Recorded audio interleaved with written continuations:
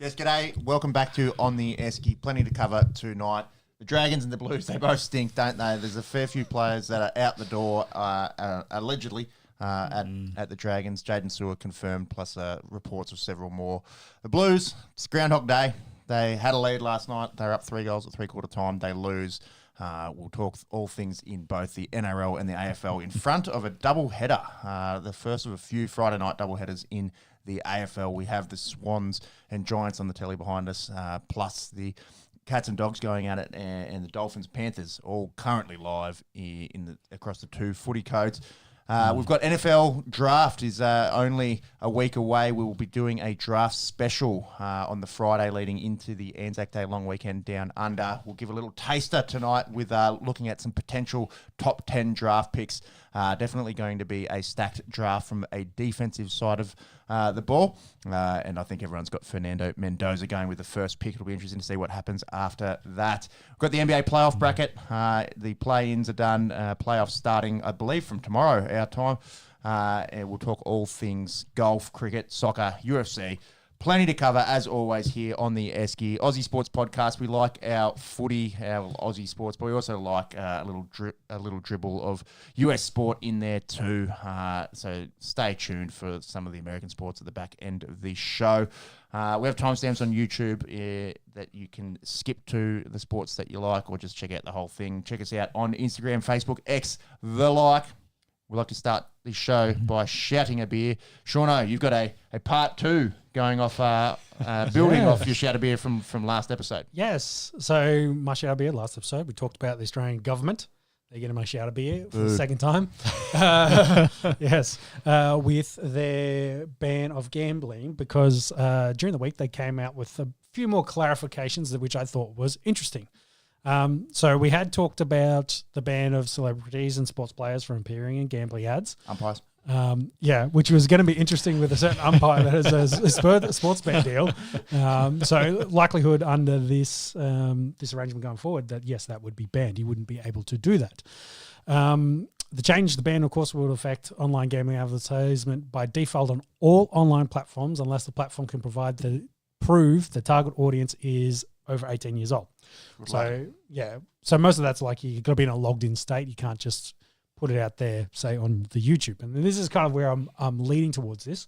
So the targeted ads, as it's understood to refer to targeted ads on social media and websites, ban is also intended to apply to podcasts and social media pages sponsored or supported by gambling sponsorships never companies. Come through now. Yeah, this is the bit that I was interested in. Of course, and the final bit there I note is streaming services, 7+, Netflix, podcast, social media, app stores, and sporting code websites, etc., including the apps, will also be banned for advertisement. Because that was a big question we had last week. Yes. Yeah, the podcast. So I was interested in the podcast bit because I wasn't sure how that then affects everyone, because there's, those deals, it's not the deals per se, it's the advertisement. So does that then just cover ad reads, or does that cover things like us talking about odds, like going to Sportsman and say, hey, the odds are this, or is that okay and it's more the advice side of it and say, hey, that sounds like value, and I think it's so like it's the advising. Yeah, I would imagine. Like so paid advertising. Yeah. Yes. So if you do like podcast, which is going to be massive, particularly for Aussie sports podcasts. Yep. Definitely if you do an ad read and like, hey, on Sportsbet, just get you $100 free on your first lineup kind of thing, like that thing. Sort of stuff, the incentives. Yes. Yeah. If you're talking about the odds of gambling, if that's included in this, then like for us, it was like, fuck, that might become difficult. It was just like, how am I going to look up the MVPs and know who the favourite is if I can't check? I feel like that might be okay.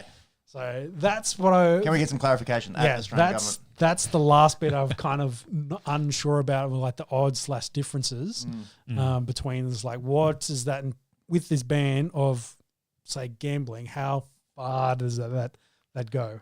It's the ban on advertisement of gambling. Yeah. So if we're talking about gambling, are we advertising it? Good question. Are we getting paid though? Yes, true. Didn't get my check, that's for sure. So that Still was, in the mail. that was the interesting angle that I wanted to cover off for my show Definitely. beer, following up from last week. Yep. So we'll have a round 3 next week when the Australian government Reneges on it. further. Probably that. Too busy talking about getting lots of fuel. Yeah. So Yep. yeah, they last a single day. Anyway, Politics chat here on this. what about you, Monks? I'll still steer clear of politics. I'm going to go to Australian Athletics Championships where I'm at the moment, and I'm going to shout Gatabia.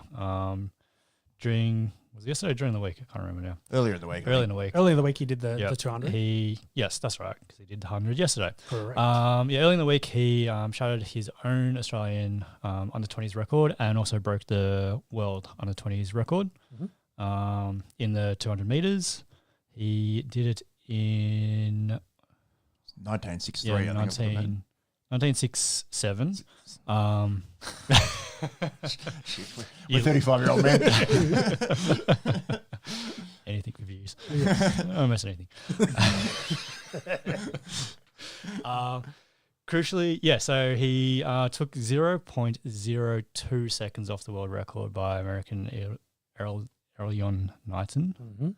Under Tough that 20s one world record. Under Under 20s world 20s. record. Yep. What's crucial or what's really promising is he, absolutely smashed Bolt's under 20 record, under 20's fastest time, which was 19.93 in 2004. Smoked it. And then also it was not wind assisted, so counts as a record, which legal. which he's had a bit of trouble the last couple of. There was plus 1.7, so gets help, but I think under 2 is legal. Yes. That's it. And then again, yesterday he ran a 10.19 second 100 meters. That was today, wasn't it? Today. This morning. Yeah. Yep, that's right. I've got all my days back to front. Talking about all these numbers is completely throwing me in a loop. The It accountant. says the account, yes. Excel. And by all accounts, he's keen on getting under that 10-second mark in the semis and finals, which will be happening tomorrow. So we're keeping a close eye on Gout. But back to the top, shouting him a beer, probably after he's run all these races. I wonder if the Australian record is going to go. Like, not the under 20s, like the Australian record. Because Lachlan Kennedy ran a 9.96 during the week. And Well, Patrick Johnson 9.93, I think. Okay. They're not far off. Not far off. Yeah. Yeah. It was close. I think Very both close. of them will have it at some stage. It's just, is it this weekend? Yep. I think is probably the question. Interesting. And that 200 is insane. And if you watch a race, his first 100 not even that good. Like, it's just the closing speed, which is incredible to shatter. He's got that his very own long under 20 slide. He's got that very long stride. That very Who similar- does that look Well, like? yeah, exactly. 100%. Someone But- who's notoriously slow at the blocks Yes. and could just have the closing Top end speed. speed. Yeah. And those splits are interesting, like running a slow 100 in the first 100, running a quick 100 in the second 100. Just goes to show, like, if he just ran 100 at his fastest time, like, what could he do? Like, I think the sky's crazy. the limit It's for cool. this kid. Definitely. And it's awesome. It's happening now as we lead into Olympics next year. Well, yeah, so So that was going to be my clarifying question. Did you say him run in 04 in the Olympics? so no, I think is the answer to that. Okay. Yeah. So fact check me on that. But his gold medals were, off the top of my head, 08, 12, 16. Yeah. That was what I was trying to work out, whether he actually And I'm fairly sure he took the world by storm in Beijing. doing. Yeah, okay. Yeah. Yes, see if he's part of the Athens 04, but I think as well what you're saying there, he would have only been 16 potentially. Yeah. Okay. Yeah. So, Yeah. 2008. Was the Olympic debut? Was Olympic. It's definitely when he first started winning medals. yeah, When he won gold, yeah. Yeah. So I remember these ones for the people. Well, yeah, watching of the course, of YouTube, course. the old Usain Bolt That's it. point, I guess. Yeah. Interesting. It's annoying that it's off calendar year now, the Olympics. How do you mean? Well, you said it was next year. Well, that's wrong. It's 2028. Yeah, that's what I thought. Is it? Which one of you said it was next year? I told you. These numbers are putting me in a loop. I was just like, maybe they stuffed it up through COVID, but I thought they changed it. The 2020 Olympics was in 2021. Yeah. But we're back now. Back on track. Yeah. So it is 2020. Geez, long week on the numbers for you boys. Jeez. Staring at computer screens. I was believing the fact checker on the end of the table who can't. It's definitely Los Angeles 2028. Can confirm into Brisbane 2032. It is 2028. Which is Honesty, good right? because Gaut's 18 now, right? So he's going to be 24 at Brisbane. So and he's from Queensland. So it's going to be home Olympics in his prime with Los Angeles under his belt. And what's Kennedy? Is he 22 going? So he'd be 20. I think he's younger than that, man. Okay. Yeah. Check out the Australian athletics on the rise, especially in the men's. Massively. We could have a gold medalist. We could potentially have two. Fingers crossed. Or two medalists. Let's maybe not get ahead of ourselves. Yes. Not put too much pressure on Lachlan Kennedy. You got a birth year there on Lachlan Kennedy? 2003. You're right. 22. There we go. Yeah. So 28 for Brisbane. Yep. Quick maths. All right, I'm glad we got that out of the way here on the Esky. Sorted. I'm going to shout Rory McIlroy a beer. I reckon he's probably had a few after winning his back-to-back Masters. Joins some pretty illustrious company. Tiger Woods, the last person to do it back in 01, 02, but I also believe Jack Nicklaus and Nick Faldo also in the back-to-back Masters. So a pretty illustrious sort of company there for Rory McIlroy. And, geez, he would have won by about 10 shots if he could hit fairways. How about that stat? At the cart, he was second worst in driving efficiency and was well in front. He had a few hiccups. I was going to say Saturday, geez. Feeling a bit nervous round 3, round 4. Big time. And look, it's a game of inches. Scotty Scheffler sort of missed that putt. I think on 17 by, nearly dropped in, just missed the lip, and Rory ends up winning by a stroke. That would have taken it to a playoff, and that would have been a good one to see Rory versus Scotty at Augusta National there. But yeah, it's incredible because last year, obviously, a long time between drinks for Rory McIlroy, about 10 years, and now he's gone back to back, and hopefully some floodgates. Yeah, with the golf that he's playing, geez, could be winning a bunch more, and he's not that old either. Oh, considering golf, they can go pretty deep as well on the old that's career. right. He still could have another good 10 years in him. So good to see Rory going back to back there and winning consecutive green jackets there at Augusta National. I think we'll touch on a little bit of golf towards the end with the Liv story. Potentially going to have a few big names maybe coming back to the PGA in the coming years. Yeah, if they let them in, they will. See what happens. Yeah. Does that mean you're putting an asterisk on McIlroy's last 2 Masters? Absolutely not. Absolutely not. No asterisks here. No. I love a bit of Rory McIlroy. Just more competition. He is. Yeah, it's good to watch. All right, mop of the week. We had to give it to something Dragons related, didn't we? Yeah, Dragons, but not for football related things. More football operations. But if there's if you ask me, Peps, one of the NRL teams jackknifed their merch trailer on the M1 heading down. I've already pretty given it away. Heading down to Wollongong. But if you said a team, nameless team, has crashed their merch van, I would have said, it's probably Dragons. The team. The season they have two of us support here. Off the rails. Yeah, off the rails. That's it. Off the road. Check out. No one was hurt, so check out the footage. But pretty much a ute that's towing the Dragons the old merch Ranger van. Got a little bit of death wobbles. Maybe he was running a little bit late, pumping it down the freeway, and then absolutely jackknifes the. He also kind of runs himself off the road a little bit, and that's kind of lucky he walked away. So by all accounts, all good, but also guardrail. Affected traffic for people going down from Sydney to Wollongong last weekend. I heard Blocker Roach complaining about being stuck in traffic on the way down to commentate for Fox. So. Maybe that was the strategy. Just that's right. We're trying to block. Didn't want to get anyone down there. Kill the game off. Sorry, we can't get there. Sorry. Manly have to play a reserve team because half of them are stuck behind the fucking van that's blocking the road. We're one supporters down at the field. We'll get to the Dragons in just a second. We will talk NRL top of the show, but 10 in a row now for the Red V. Lots and lots of pressure building on Shane Flanagan, and also talks about a whole bunch of players wanting out. So we'll cover that in probably 20 minutes' time. Quickly back on the merch truck. They've got a stadium down in Wollongong. They've got headquarters down in Wollongong. Why do they need to bring merch down to Wollongong? I was also thinking, who's buying the merch currently? Sold out, man. That's the only reason they had to get the emergency, because the Dragons are flying. Membership's at an all-time high. They got jerseys going out like hotcakes. They said, geez, we got to get the emergency merch down from Sydney Airport. Stuff. Hence death woes. Yeah, that's right. It's just come in off a tanker from the Strait of Hormuz, and Albo's secured it, and he's got in the emergency Dragons merch, and here it is. And now it's halfway across the road on the M1. Lucky you didn't get caught on fire. Conspiracy podcast here. Anyways, always comes back to politics. Enjoy your mop. Dragons, we'll get to you in just a second. Let's talk round 7 in the NRL. Sean, can you hit that NRL button? This one? Yeah. Oh, so close.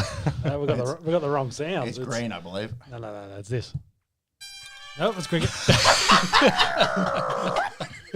Green. We got there in the end. It's so easy. Oh, funny. At least when I press the buttons, it goes off. True. That's right. We're still obviously getting our head around the new studio with Sean and Muck swapping roles here, and the colour coordination obviously not working. But yeah, green button for the NRL.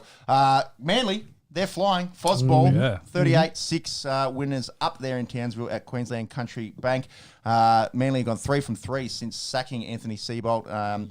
Kieran Foran absolutely flying as a younger coach. You reckon the younger coaches are in vogue, Shauno? Yeah, I thought it was an interesting kind of, especially this week as well.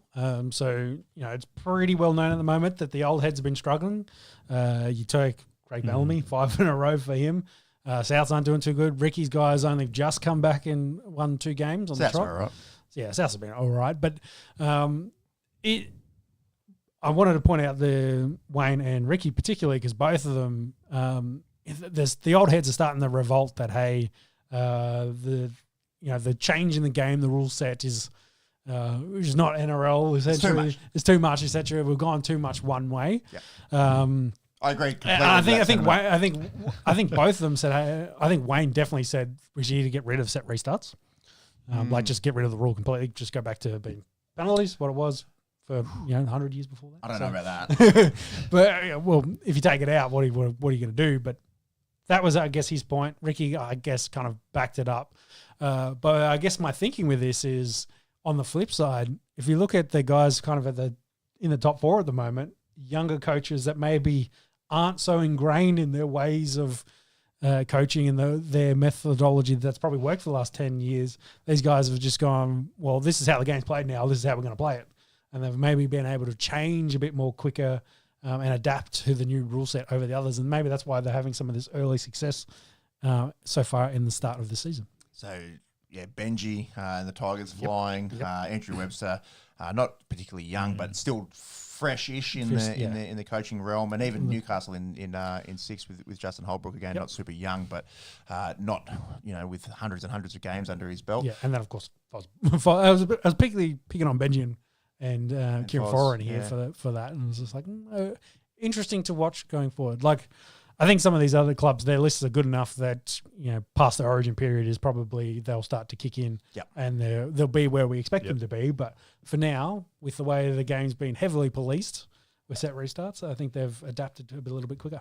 And some part of me does agree with the old heads, the old fellas shaking fist at Cloud, because it has changed too rapidly for mine. And we're talking about 2 weeks ago with a 60% increase on the set restarts on last season, when we've already seen a trend going that way. Yeah, I do agree to some extent. I'm sick of hearing that bloody bell going off every 2 seconds. And it's hard when you're watching a team as well, because we've spoken about it on the pod. Momentum. The momentum, yeah, exactly. It's so hard to stop the momentum now when you can't get it back, and it just exacerbates the fatigue. And if you're having to defend set after set after set, and we spoke about how many tries are coming off, between tackle 8 and tackle 15 right? Sweet spot. Yeah, so it is like watching a completely different game. However, having said that, I think it would be a huge backflip, and it's not going to happen. Just because Wayne says something or Ricky makes some suggestions. Of course they're going to complain that with maybe some of the things they've done in the past that worked is now not working, so they're a bit annoyed, and maybe they think they get in the rub of the green a little bit too. But will the likelihood of the NRL changing anything? No, I think Flanders is happy with the way the games play at the moment. Definitely. I think he probably enjoys the points. Yeah. It's whether they're into that NFL handbook a bit too much, or as touchdowns sells bums in seats. They've gone with the same thing that tries points. That's what puts your bums in seats over the gritty defensive battles that maybe us hardcores only really enjoy. Now, the game obviously been quite quick this year, has led to more points. Interesting enough, hasn't led to more injuries per NRL physio. Max, can you click on that link there? What's interesting, it's within the last 5 years, like it's statistically the same, essentially. Shout out to NRL physio for the work here. But what's also interesting is before the set restart rule, the amount of injuries per round was actually less. So it's now average between... It's plateaued, right? Yeah, it averages now between 4 and 4.8 injuries a round. Before that, 2018, 2019, it was 3.3. So, the average... That's major injuries. That's major injuries, yes. So, I guess with the 6 again rule being implemented just after COVID in that time period, it's like, yes, we have seen more injuries, but it's now the same. Like this is the NRL we live in, whereas before that it was actually less. Yeah. And he's defined that major injuries as 5 weeks plus. So anything that will see miss less than a month, a major tweak or a HIA where you'll be back in 2 weeks' time or something like that doesn't count. But we are seeing a trend of the uptick in high grade soft tissue and obviously knees and syndesmosis stuff as well. But it has plateaued, and it's interesting because we're talking about the speed of the game in the AFL and how they've had this huge uptick this season, particularly in their soft tissue stuff, and hamstrings being the most prominent there.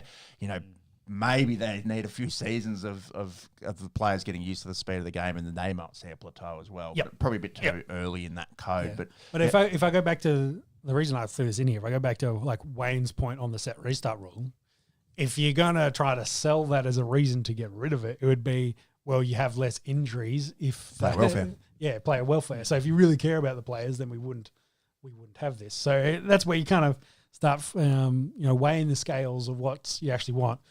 And I'm pretty sure if Landers goes, we're a fucking meat grinder, who cares? We're here to make money. I want my $4 billion TV deal. That's a quote from him, was it? Yeah. You know what happens to the horses, bro?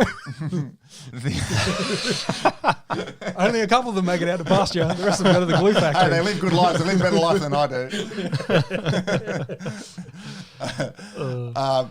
Manly, so do we reckon it's all Kieran Foran, or do you reckon the boys are buying into the new system? We got it. Well, we're talking about injuries as well. We got to talk about Tommy Turbo, who was looking like 2021 Turbo before doing his 8th hamstring. Yeah, they lose him early and they still win. So that's massive which I think is huge because it's statistically they've been pretty poor without him in the squad. Yep. Their win percentage falls off a cliff essentially. So again, I don't know where it is. I'd have to watch more Manly very closely to kind of see the difference, week in, week out between what they were doing under Seabold, what they're doing now under Foz, and whether, sacking him was the right call and they got the kick in the bum they needed, and Foz has probably come in and go, hey, just play good footy, free-flowing footy, just want you to do your best, and maybe that's all they needed. I saw a few pictures of him out there running shape as well. He's still good enough to be. He retired last year, captain coach. He's not too far removed, of course. Absolutely not. Yeah, see how many more injuries they have. He might have to have a run. Well, speaking of injuries, they play Parramatta next week, who are banged up. I think they should beat them at Brookie. So they have a big test in a couple of weeks' time. They play the late game on Sunday against Penrith in a fortnight. So that'll be a good test to see how good are the Sea Eagles actually. But yeah, recent form, incredible. I can't believe they're 4th because I felt like 3.5 weeks ago we were talking about them, and the spoon. And that was in the conversation we were having.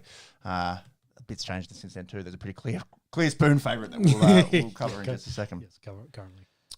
Yeah, so currently, what are we? 8:30 Friday night, so peak footy viewing time. The Panthers are up 12-0 against the Dolphins, who have a man in the bin.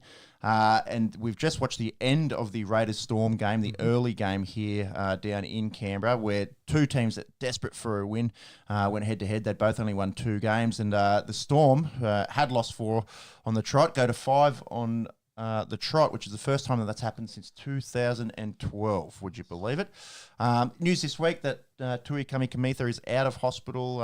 He's doing some outpatient rehab after having that stroke, and again, per NRL physio, had a hole in his heart, so that would have been a undiagnosed birth defect, essentially, that's sort of predisposed him to it. So, they were on the money, I suppose, with those early reports saying that, not football related. So unfortunately, that really could have happened to anyone. And it's a good thing that, he's out of hospital and okay, because that certainly could have been lethal. And some of the reports is likely he'll be medically cleared and be able to play this season. Yeah, so, good. So awesome. you say, that'd be awesome. And of course, be huge for Melbourne. Hopefully, don't rush it, and all the medicos doing their best down in Melbourne there. But great news after obviously very scary news a couple of weeks ago when it first happened. Over to the Raiders, Xavier Savage happened. The week before. Week before last, but since our last pod, had a pretty high grade Cindy, has had surgery, so he'll miss that sort of 6 to 8 weeks. And then interestingly, last week reports that Sevilio Tamale asked to be dropped. So didn't have a great game last Jed Stewart started for the Raiders tonight. And Seb Chris played the other wing. To make up for those guys, the two starters being out. Yeah, exactly. So they've got the replacements out on the wing, and obviously Scott Home with them. Jed Stewart, I thought, pretty good last year, in the absence of a few players, stepping in and solid guy that doesn't make mistakes. So which is more than what you need on the wing. So. Definitely, and they get the win down here. Ethan Strange, I watched a fair bit of the first half before coming over here. He looked pretty good, setting up a few tries, and there was a little bit of a dissent call from Big Red Corey Horsburgh, which led to a sort of flurry of tries from the Storm before half time. But we talked about momentum, like they scored twice, 12 in front. They're on all fire and all cylinders. Then get the penalty with the dissent, and then Melbourne score 3 in the next 14. So, you can see, like, once you get the momentum and the momentum changes, points flow, essentially, in this form of NRL currently. So, good thing for the Raiders, I guess, to hold on in that second half, get the lead again, and then hold it on late to finish 26-22, I think final score was. Who do Melbourne have next week? That's going to be a big question, I think. So the bye, hopefully. No, Titans on the bye. They play South in Melbourne, and then they play Dolphins up there. So, it's not often that we're talking about when's Melbourne's next win going to come from. We obviously, in this to this extent, we haven't spoken about it for. There's been a lot of talk on this podcast. Yeah, there's been a lot of talk for their pack at the moment because a couple of those guys I think are seeking contracts and they're being out of form. So there's been some talk about guys that potentially they could poach, guys that.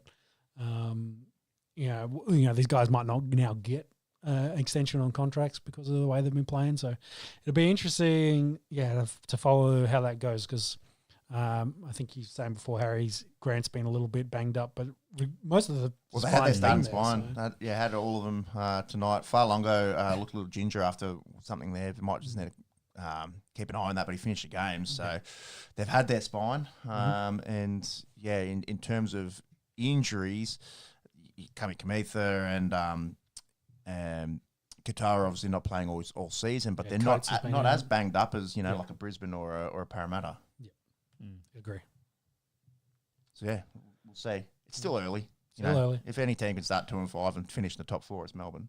Yeah, exactly. They're always a team that goes through the origin period.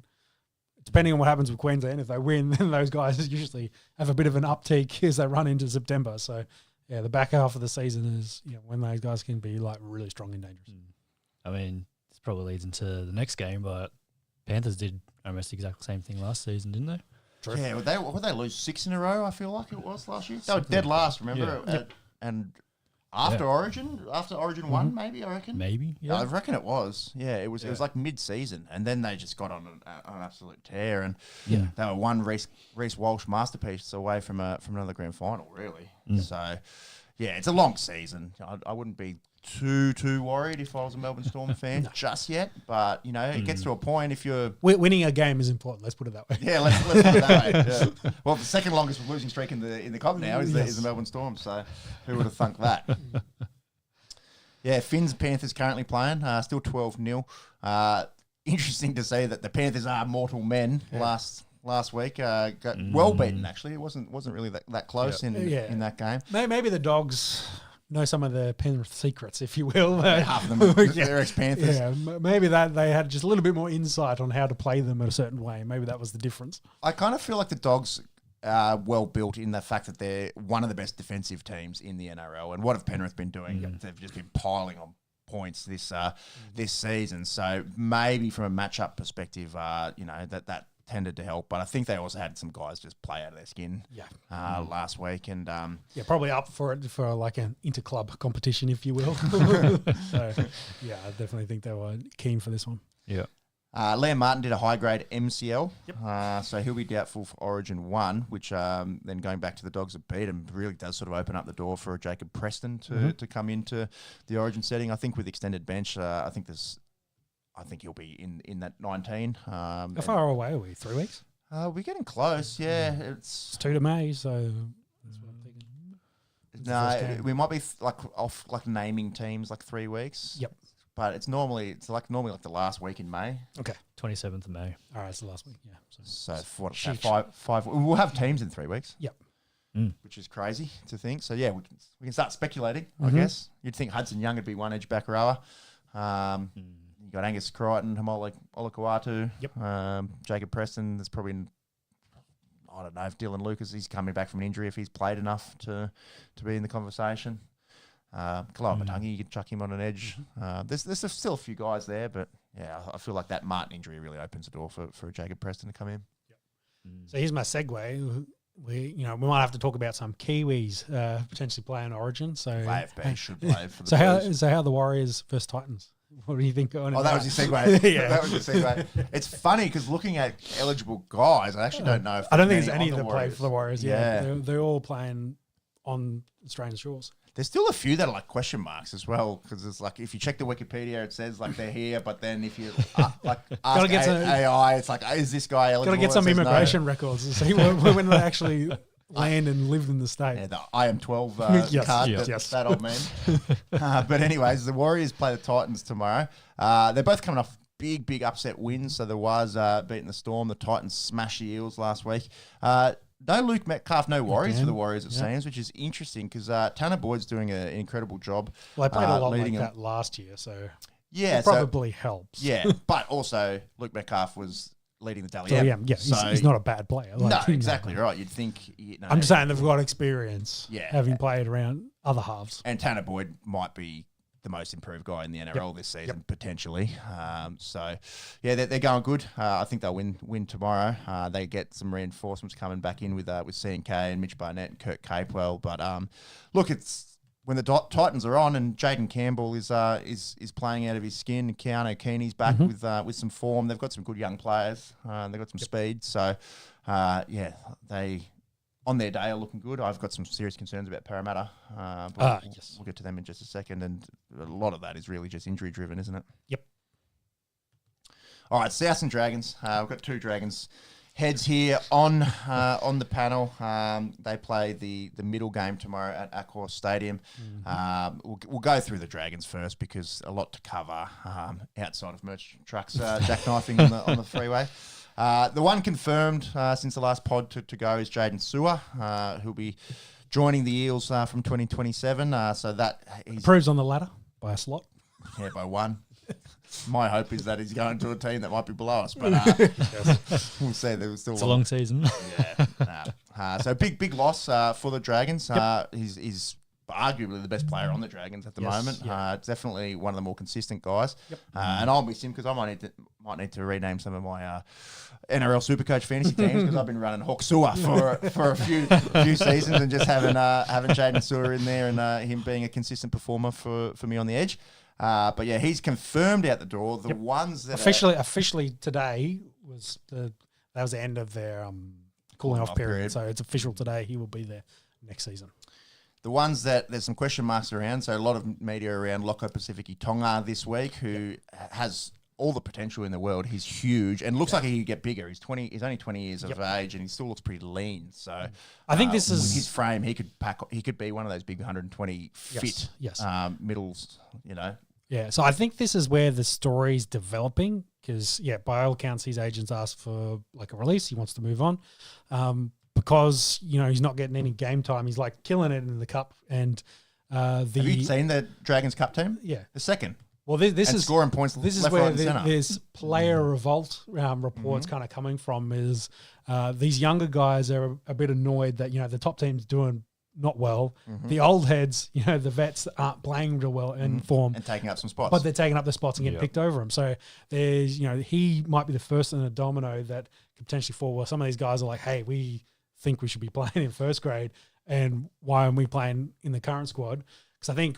Is it Reed who's the halfback? Yeah, he's just like, well... Who look really good in the Charity Shield. Yeah. And it's just like, well, why isn't he getting game time over, say, Flanagan, considering, coach's son, etc. Look, mate, I don't want to name names, but there might be a few guys playing first grade whose names might rhyme with Miles Hannigan and Jake Slorry, who potentially are not up to first grade NRL level anymore. And then we've obviously got some talent in the cup side. Yeah. So this is the concern and the worry is those guys are going to go elsewhere before they get chances because those spots are getting filled by veterans, which is nightmare stuff for Dragon Tragics. Exactly. Like, we've got to keep Pacific Tonga. We've got to keep Jacob Hallengar, who both these guys are named this week. Yep. And like a Cade Reid, he's still green. Like he's still green, but he looked tiny in that Charity Shield game, at an NRL level. Yep. But I think he's going to be great, and you got to hold on to that talent, particularly after. You don't want him to turn around and go to the Roosters, for example, and in 3 years, and then he's.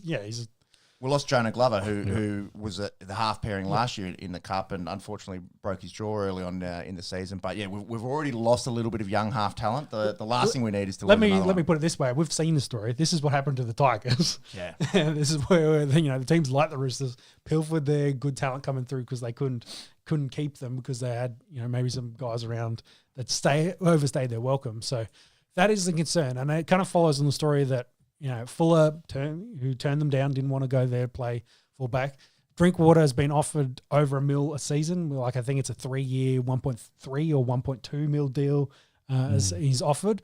He turned down the original deal, and I think they upped it to over $1 million, and he's now considering it. But he's also come out. The report is, hey, I want to know what's the clarity on the roster, what's the clarity on the coach, because for him it's just like, well.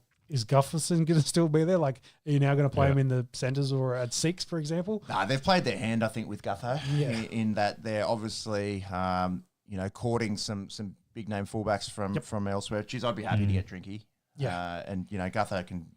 But he also wants clarity on what's the roster and who's the coach going to be? Yeah. Like, is it going to be? Am I signing up for Flanagan or is he going? And is it going to be Is it going to be Dean Young or is it going to be?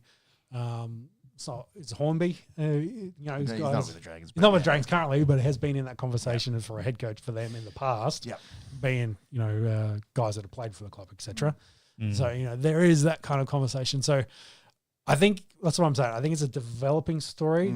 I hope it doesn't turn into an exodus because you don't want to end up being like the Tigers for a decade where your best players are playing for a long time. Playing for other clubs. So that's the concern you have, and maybe. Manly, maybe I might be an outlier, but hey, they ripped that Band-Aid off and it worked out for them in the long run. So, so far at least. So we'll see. And up against the South team that is pretty talented, has a pretty good list. Is going to be pretty hard here. How about Matt Duffy returning to the NRL against his old team with Jai Gray? Gets to play fullback. Yeah, crazy. Yeah, because I think it was interesting because they lobbied the NRL to say. It was better for their team for Latrell to play in the centres than one, as a reasoning why it made sense to give Duffy the clearance to come back and play. Is that because he wasn't in the top 30? Yeah, okay. Yeah. So, he'll come in and, I'm not so sure for the old Dragons. I think South might be too good for him.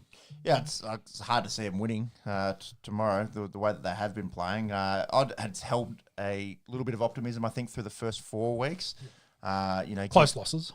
Yeah, well, I've arguably robbed in Las Vegas and then, played a good 60 minutes against the Storm before that game broke wide open. And then we're definitely in the games against the Eels and the Titans. Round 5, the Easter game against the Cowboys, that was the first, no points. Yeah, that was like a bit of a light bulb for me. I was like, oh, maybe I am watching the Wooden Spooners. Like, it's it's time to accept some of the realities. I've been watching them for 5 years. It's just finally developed.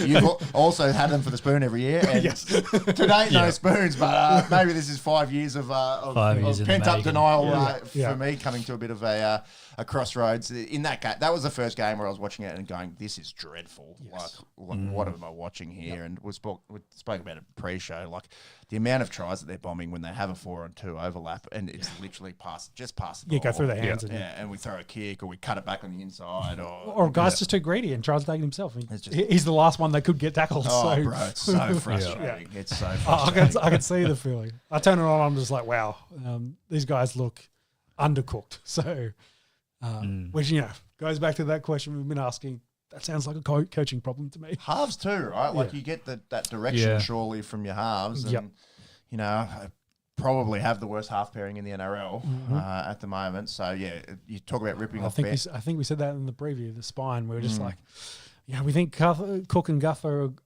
are good, but, they're on the back end of their careers kind of now. So it's... And then the halves were, super unproven. And I think we look a lot better when Jacob Little is playing. And I'm a big fan of Cookie. I think he's still doing. He had to a job. play in the centres the other day. So That's right. Like he's got origin experience. His six-man bench, and he still had to play in the centres.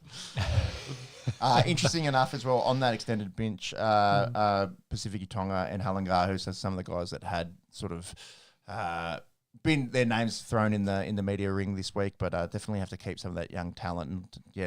And we talk about ripping off Band-Aids. There need to be a change? Watch him rush out Josh Kerr instead. So Blake Laurie. We'll see. Just because they're on the extended bench doesn't mean they get game time either with this this 6-man bench. Yeah, exactly. And we'll see what happens because it's Anzac Day the next weekend, and don't have a great record against the Chooks in recent years on Anzac Day. And I did some research as well. I tried to find what was the longest losing streak for a coach before he was sacked. And it's got to be heaps, right? It was hard to find the sacking because I think Wayne's got the longest. So all the things come back saying Wayne's got the longest losing streak, of like kind of in the recent sort of era for his career. How many? I think he had over 8, so like consecutive games in a season. It's got to be heaps that have had longer than that. Yeah, I would say so, the older ones. But there was not but for a Pacific coach, because most of the time it was like a guy had been sacked, so the length would not be long enough to kind of get in there. So it was hard to find like how long did a coach go before he had a losing streak before he was sacked? Because I'm wondering if we're talking about going into 7 and maybe 8. Is that the length? So because in same season, is that what you're talking about? But that's teams. I'm going for coaches because I'm trying to find out for the coach. So that's I really couldn't find one. And Wayne had it out there as one of the guys that had a long losing streak as a coach. But it's. Well, you just assume it's one of those teams. Like, that's right. It's like someone's had a coach get sacked in that. You'd think. You would think, yes, exactly. But then what's the split? So is it like an 8-9 split, for example, or a 9-9? Yeah, like what's that actual length for the losing? So, 8 seems like a low number though. Might have been. The Knights across 2 seasons back in 16-17 had a 19-game losing streak. So I'm just trying to click on those seasons to see if they started off that year with Nathan Brown and finished that year with Nathan Brown, so he didn't get sacked. So there you go. 19, you can survive. Yeah. Titans in 19 and 20. That would be pre-Des Hasler there. 2019 Gold Coast Titans season.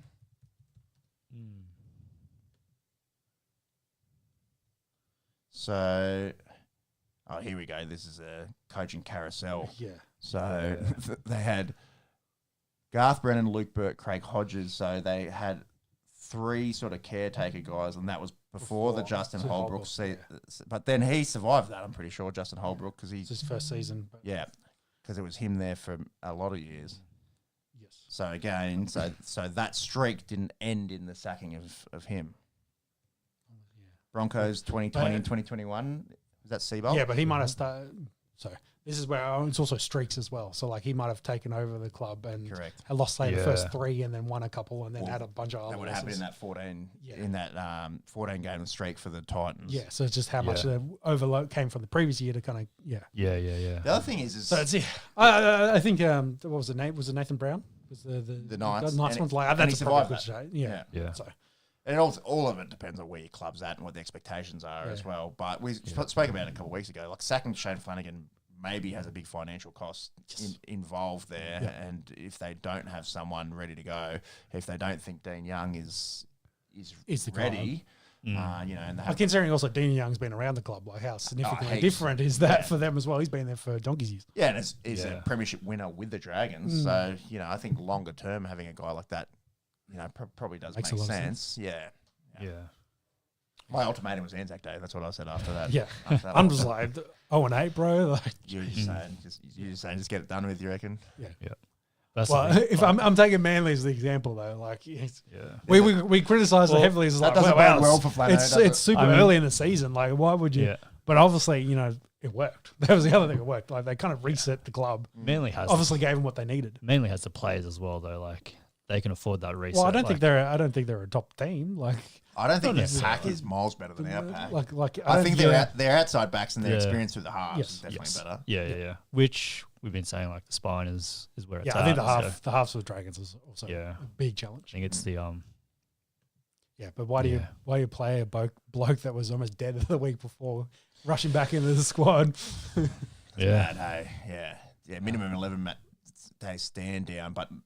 We know not all concussions are the same, but it wasn't good optics. I didn't think with Flano coming back, and he he was out for several minutes. Did not look up to scratch in that game. Anyways, watch this space. Yeah. Stranger things have happened. Yep. Don't bet your house on the Dragons. No, do not. Get at me, Australian government. Hashtag not an ad. Yeah. All right. Good game. Tigers take on the Broncos at Campbelltown. The Tigers, who would have thunk it, they're second on the ladder. They started the season 4-1. And they're actually equal points with Penrith. I was going to say they can overtake Penrith with the Penrith loss tonight when I wrote these notes. 18-0 up at halftime. The Panthers, I'd say the Panthers going to finish around in first, but the Tigers, they start believing, you know, people of Campbelltown and Leichhardt and the western suburbs. Yep. You know, it is early days. It's early days, but they couldn't have had too much of a better start. And the last time they played finals was 2011. Yep.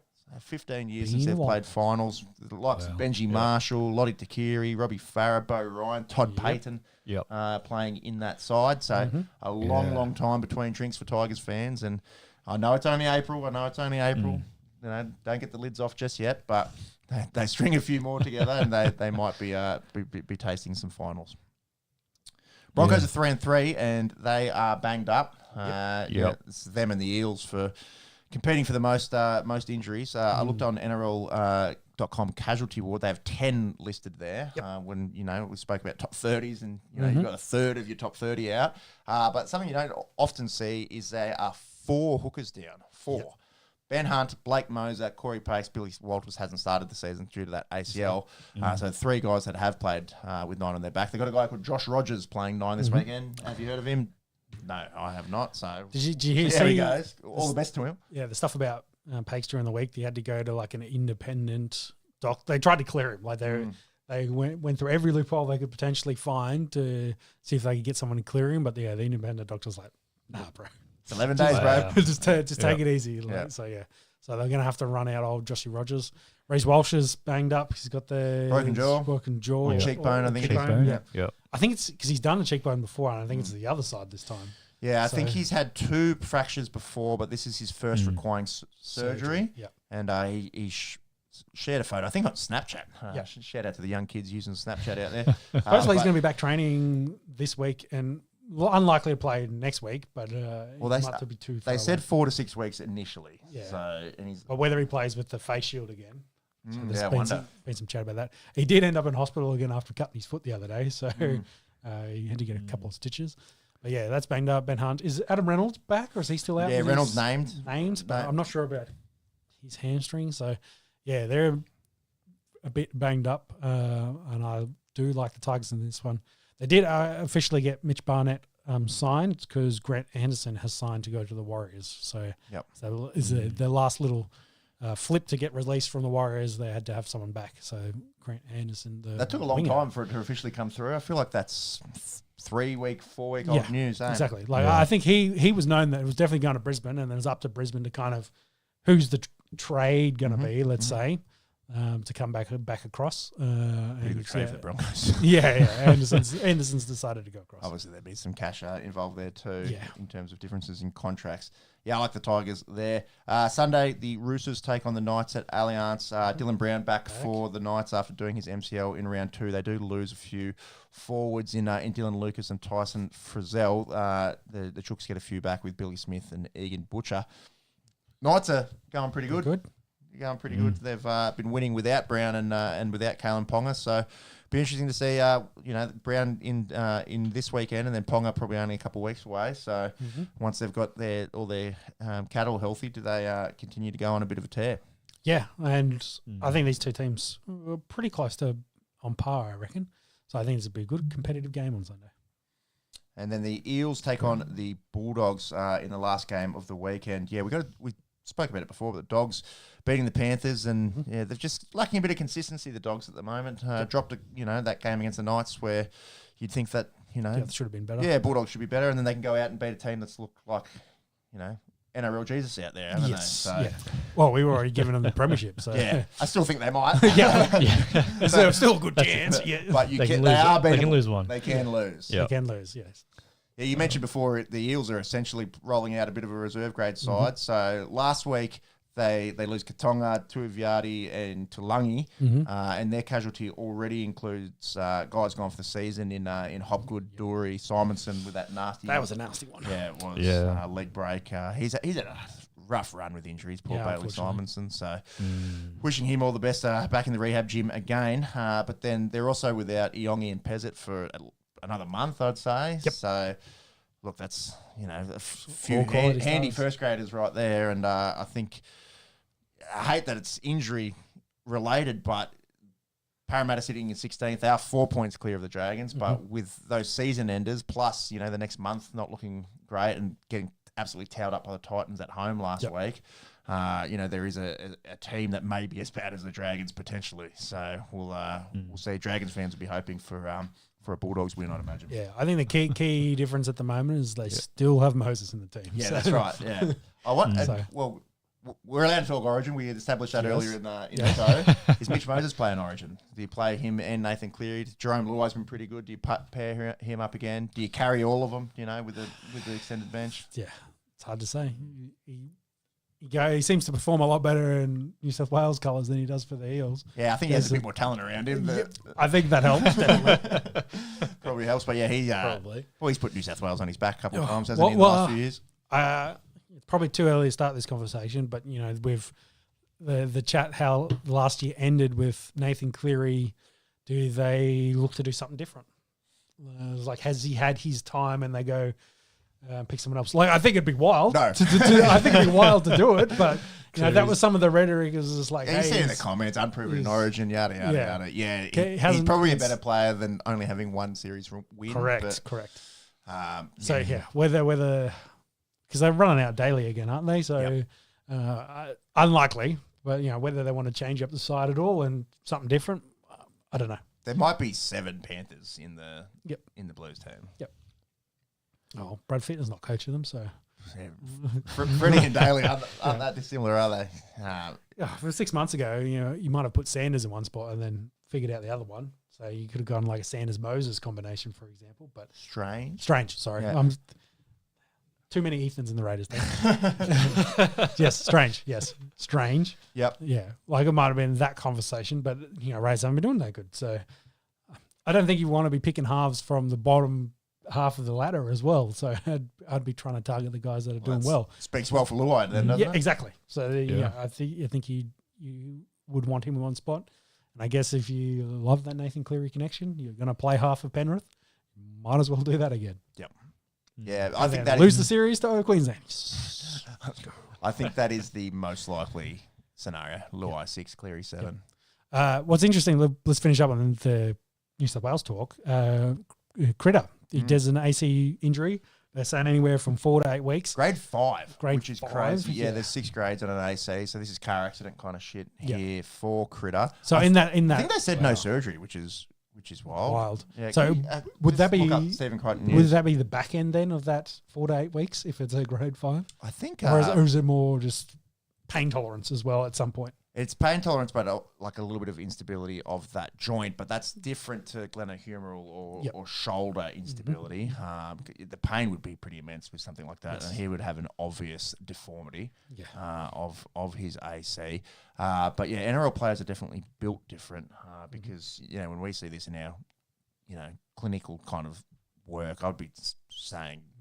Easy, bro. Yeah, 4 months kind of thing for recovery from that, pending surgery. That's right. But I think Blues fans should be planning to not have Stephen Crichton in round one, or game one, I should say, and then you can probably start talking about who would it be? Is it Tony Staggs? Is it Campbell Graham? Do you play Marky Mark in the centres or push someone else into the centres? Yep. No Turbo. It looks like maybe he'll be awaiting scans. We'll have to see how bad that hamstring is. Yeah. With his hamstring history, there's a good chance that high grade or even if he is back. I assume likely they'll take Latrell as one and then figure out who the other. Yeah, I think it's going to be who pairs Latrell. Yeah.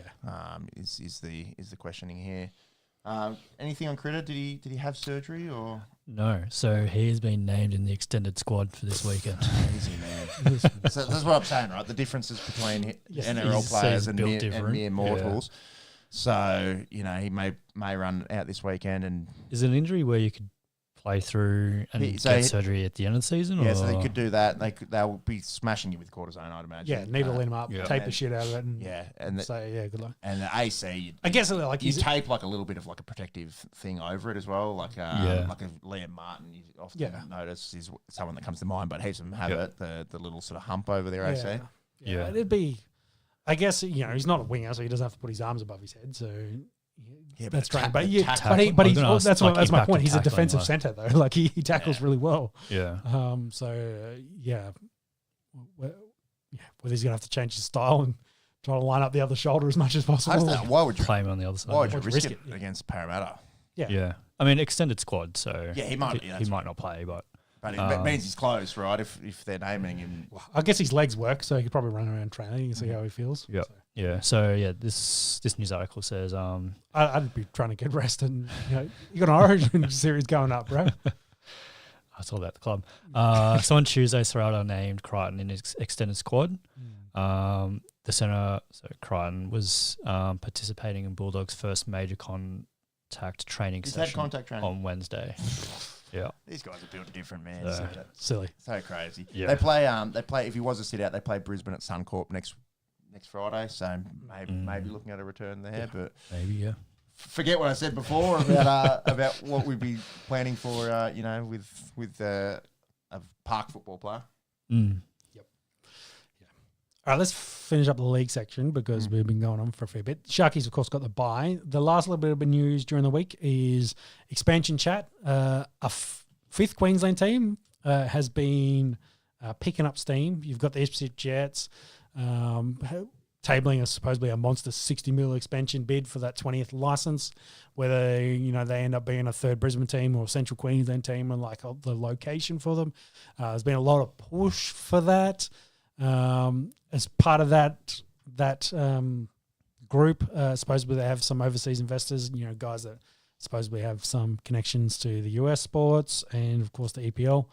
I guess if you're a billionaire and got lots of money, they're starting to obviously be interested in the NRL as it continues to grow. If its media deal is going to go from 2 bill to 4 bill as they're planning. So that'll be interesting how that flows out. I think it sucks if it's not going to be a second New Zealand team because I think that makes so much sense. But whether there's enough capitalisation in Queensland that they have.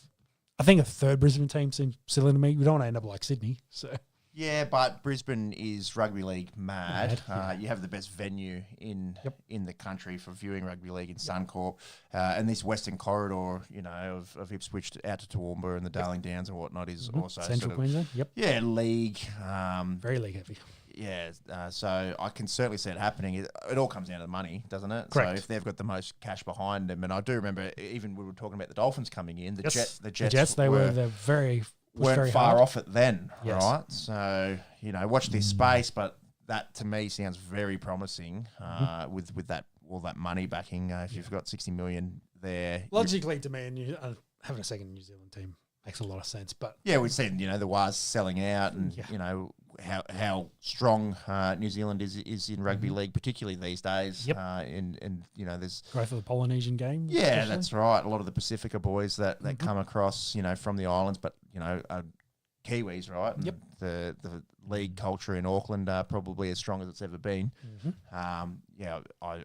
I see where you're coming from. I then think about location being challenging though, because we talk about South Island, and Christchurch is really only the size of Canberra. Exactly. And they've it would floated be this- another North Island team. Yeah, well, they've floated that South Island Orcas sort of Yeah.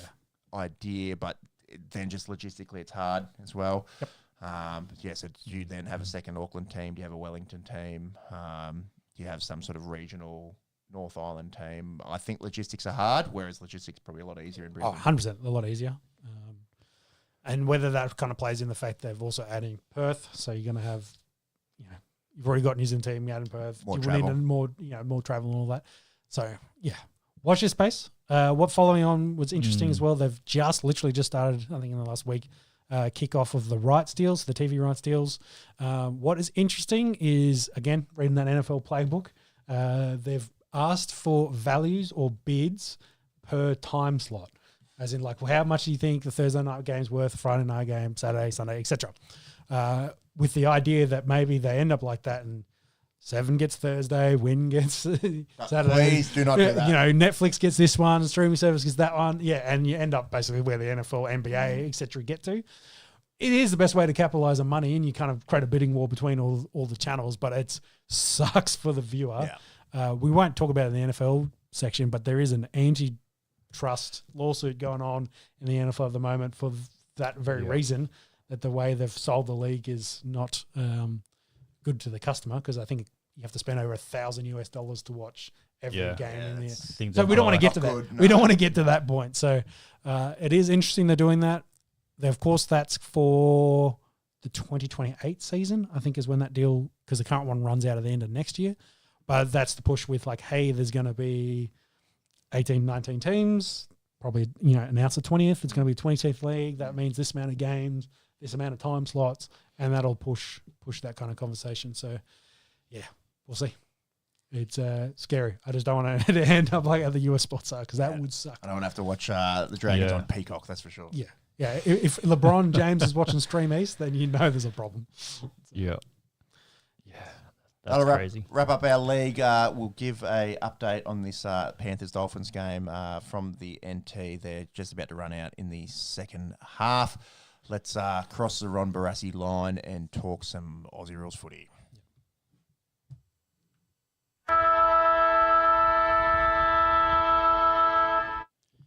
It is Groundhog Day.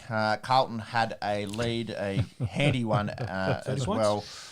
They lose the game.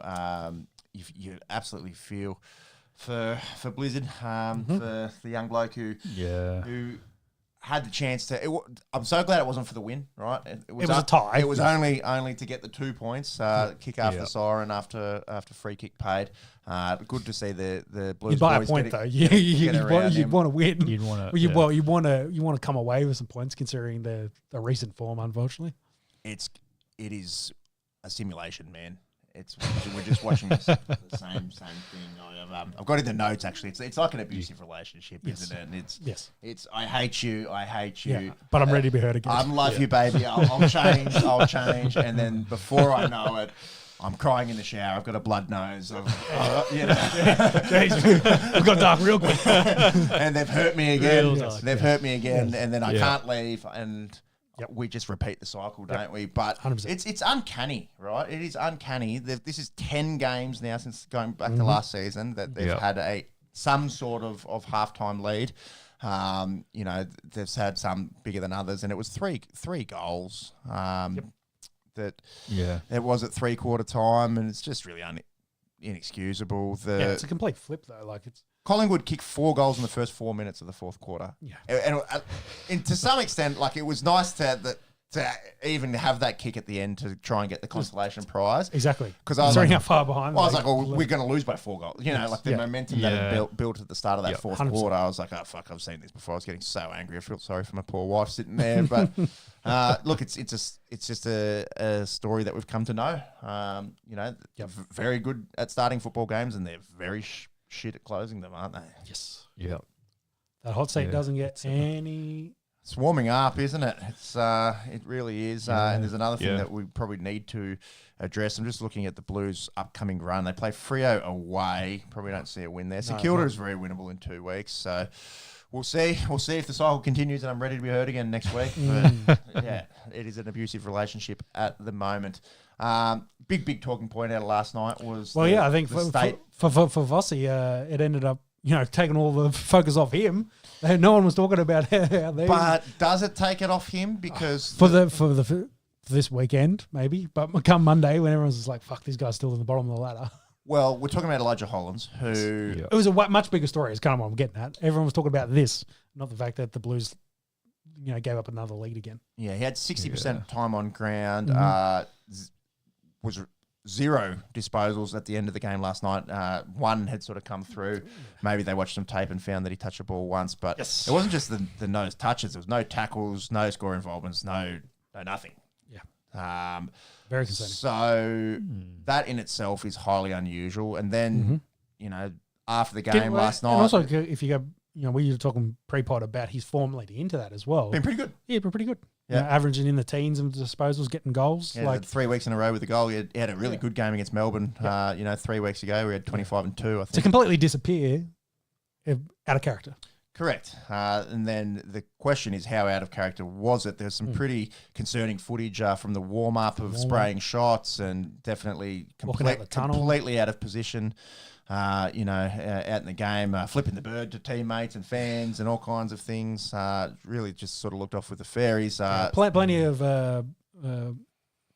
body language experts in the comments post game. So, it's not good visuals. I think overall it doesn't look good visuals. A lot of people asking questions like, was he on drugs? And, I don't think so. And I think everyone's kind of came out and said, no, that doesn't seem to be the case. No. The Blues have released a statement today, or was that a couple of hours ago? Yep. That, he had a mental health episode and, of course, has talked about that in the past, that he has dealt with those problems. But, And then the question, I guess, going back to the coaching goes, it's like, why was he out there till the back end of the fourth quarter? How the fuck does that happen, dude, at that level? The amount of cameras, the line coaches, medical staff, players, like, how does no one say, because he's... You see the highlights. Something's not the right. highlights, like, he's completely off the ball. He's out the back. Like, he just... He was playing into the fourth quarter. He spent sort of... Some of it looked like he had jelly legs. Like, it's just like, I feel really bad for him. It's just like... Me too. And he's obviously suffered some sort of mental health event pre-game. I was asking in the group chat, did he hit his head? Yeah. But it seems like even in the warm-up, he was a bit off. He's just off. Yeah, look, it's not good for him personally. And, first and foremost, we just hope that he gets some care and support around him. And, it's hard, with the media scrutiny that comes with... Especially on a team that's struggling too, as well. Yeah, so. And look, you hate to go down this route as well. And I'm not trying to put any blame on him personally, just more directing towards the club and coaching staff and how does it not get picked up. But if you're carrying one guy for the whole game and the difference is a kick, it's probably the game there, right? Yep. Like, and on the other end of the spectrum, Nick Dacos... Like incredible, like single-handedly. Give him all the votes. Winning them games. Refs are going to be looking at the umpires. Going to be looking at those stats. I don't know what he's got to do to win a Brownlow, but he's got himself off to a. They're going to 39 disposals. He's coming off the calf as well. Yeah. Didn't miss too much time with that. But how's the last 5 games against Carlton? Assuming he gets the 3 votes from last night, I think that's a pretty safe assumption. I think so. 13 from 15. So absolute father of Carlton. Dan Gorridge has got a Collingwood tattoo now. Ooh, is that Bont got an issue? Yeah, Bont's on. He's just waving his legs around there, having a little look at his knee. Seems okay. We'll watch this space. Speaking of Brownlow votes, guys. Yeah, well, they're getting handily beaten, the Dogs here, so this is interesting. Geelong, though. Yeah. Sniffing oil all week, so they're up for it. Yeah, so Dacos good, and then the Holland stuff, you said, does it take some of the spotlight off Voss and the coaching staff? I don't know if it does. I just don't know how. I think how at an AFL level is it Yeah, midway through the fourth I think once we quarter that clear this, identify that there's a yeah, problem. we clear this story in a day or two, and everyone we'll go back to like, what's happening at Blues? Like, how did this let it happen? How does this team keep losing leads, etc. And yeah, the blowtorch will be right back on Vossi. So, yeah, Not good. not good at all. Not good. Get out of the relationship. Yes, Tasmania, you need new fans. That's too far away. Bonti's getting taken down for an assessment by the looks. No. Watch your space. Watch your space. Geelong and Western Bulldogs currently doing battle. Geelong up 54 points halfway through the third quarter. Probably didn't expect that. We were saying pre-show that there's a good chance this might be a grand final sort of preview. I think the Brisbane Lions and maybe Hawthorn might have something to say about that, but definitely two of the better teams getting around in the AFL. They are playing at the Cattery though, aren't they? Are playing at the Cattery. Good crowd in there. That's good for 5 goals. So. In this clash, sort of the first of a few of these Friday night clash games, which is allegedly meant to bring more bums in seats to the non-Victorian games. How that works, I don't know. I was asking you boys pre-show, and I don't think any. Yeah, I'm pretty sure people in Geelong, if they wanted to go watch the game in Geelong, they'd go. Yes, and I don't think selling out Cardinia Park's any issue. I think it's more. I don't more think to do with the non-Victorian. Yeah, for them, it was just like, putting a Sydney game over the top of it is not a reason for them not to go to the Geelong game. So, but it's the other way around, right? The AFL's trying to increase the attendance at the non-Victorian games, but I then don't know if you're having a clash with a great game that you could watch on TV, or you could go in Sydney, no doubt. Hard to get around at the best of times. I just don't know. I don't understand the logic. But the other thing is, you can still watch the Sydney game. Like on your phone. Yeah, exactly. It's not like it's not blacked out. Like it's not. You have to be in the stadium to watch it. Is what I'm getting. Oh yeah, you'd say it's watching on TV. Yeah, exactly. Is it just it's getting it like on prime time? The game's there. You can split view and watch it now. Like, I don't get it. Like they're putting Sydney GWS on a Friday night. Yeah, they're trying to get that on there. But then, why do they have this other game as a prime time? Yeah, you've got 2 prime if the reason's bums and seats, it still doesn't make sense. No, it's very unusual. And I'm kind of glad that this game is not super duper close, because if you do have 2 games that are really close and you're trying to keep an eye on both, and it's challenging. Yeah. Regardless, Mike Blitzarv's 300th, second fastest to 300 games, only slower than Adam Goods, who did it in 12 and a bit seasons. Yep. And Paddy Dangerfield coming back for the Cats, obviously being pretty big. We'll keep an eye on this one as it unfolds. But unless Geelong Cats were the Carlton Blues, they should be home pretty handedly here. Geelong just way too good. Have you got some news there? Is that so Sam Darcy, I think in the first half at some point, clutching his knee, that's not good. Possible ACL. Oh no! Oh god, Let's hope that's not. Don't think he's on the field. Yeah. Okay, let's hope for some bone bruising or a low grade MCL or something there for Sam Darcy. But that would be devastating if one of the best young key forwards in the AFL's done for the year. So we'll watch this space. Sydney GWS Battle of the Bridge. If you can flick it over amongst some KO, because we've got a bloody clash. Even though we've got a split screen, couple of screens going. What's it? I can't seem to split screen this one, so maybe they've. Oh jeez. If only we didn't have a TV up there with our ugly mugs on it. That'd be right. Half time, Swans 45 lead the Giants 26. Cadman lightning delay. Lightning delay. There you go. That's not good for bums on seats. That's for yeah, sure. Exactly. Play to resume at 9:42. Ooh, jeez. There is some Actually, there is a bit of lightning. Yeah, right. Well, yeah, Sydney, the skies are opening up. Be interesting to see. We've spoken about all the soft tissue injuries in the AFL in the first month and a half of footy. Having a half an hour, 40-minute delay is not good for that. As it stands, back up will be a challenge. As it stands, you can see the footage into the sheds there. A few of the boys on the exercise bikes and getting a few lollies in, trying to stay warm. But Swans lead that by 19 at the half. Cadman and Cornelio, some big outs there for GWS. Watch this space. Gold Coast take on the Bombers. Marks, we were trying to do the maths a few weeks ago, and we were trying to work out how many games into the 20s was this losing streak going to get. But we did say, look, they got the D's at Gather Round. If they could knock them off They do have some hard games after that, and they could break their streak. So the streak breaks at 17 in Gather Breaks at Round. 17. So they get the equal worst losing streak in Bombers history. They had a bad run back in 2016. We're looking on AFL tables before. It's not even in the top 20 of losing streaks in AFL history, which is crazy. But a lot of the losing streaks go back to sort of pre-World War II times. Yep. For those playing at home, University, 51 games that they lost back in the dinosaur times. So yeah, That'd have been like 5 seasons back in the day. I wonder how many coaches got sacked out of that one. But yeah, that's not joining any records. They only equaled their own club record there. That's it. Yeah. Yeah. Leads Can't off. complain Final about figures, mate. That's it. Yeah. No, yeah. I probably wasn't really expecting it last week. But happy with the win. Did it handedly. It was like they had like that lead going into the start of the fourth quarter. You're like, oh, could it happen? Could it happen? And then bang, bang, bang. They kicked like 4 in a row, and you're home and hose halfway through the fourth quarter. And yeah, that's it. Get the champagne out. That's good. Yeah, but yeah, like you said, they've got a pretty tough run.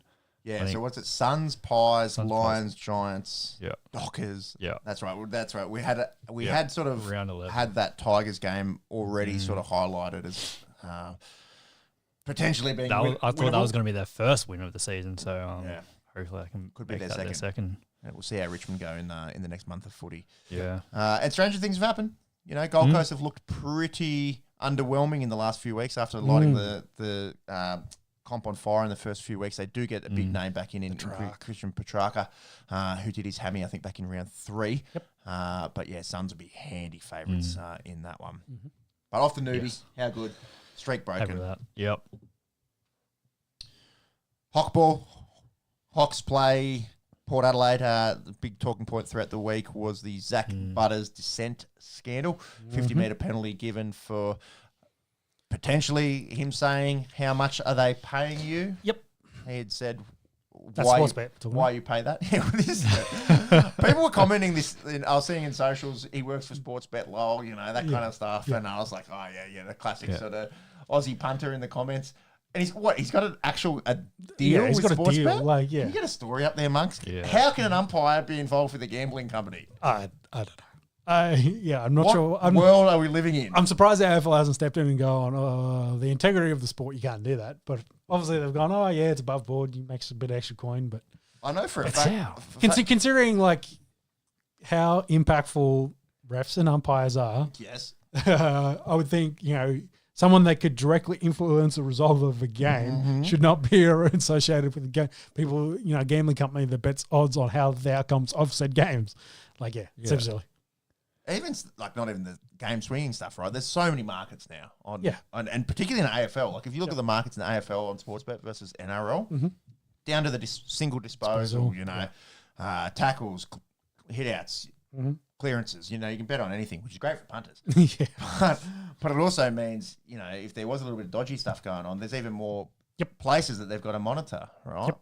If you take a fullback for to kick a goal anytime, and someone's in on that and pays a 50-metre penalty, you know what I mean? Yeah, exactly. You know where I'm going with potentially, this. Potentially that can hit. So it's all kinds of stink. I reckon. Have you got an article up there?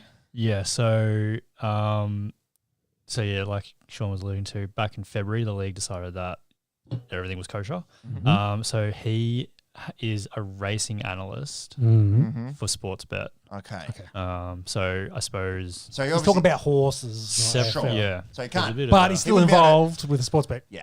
He wouldn't be able to bet on AFL games, I'd imagine, because I'm assuming he's got the same rules that the players do. Medical people, exactly. everyone, you sign agreements. That's it. Yeah. But by being an employee though of said gambling company, that's not an employee, is it?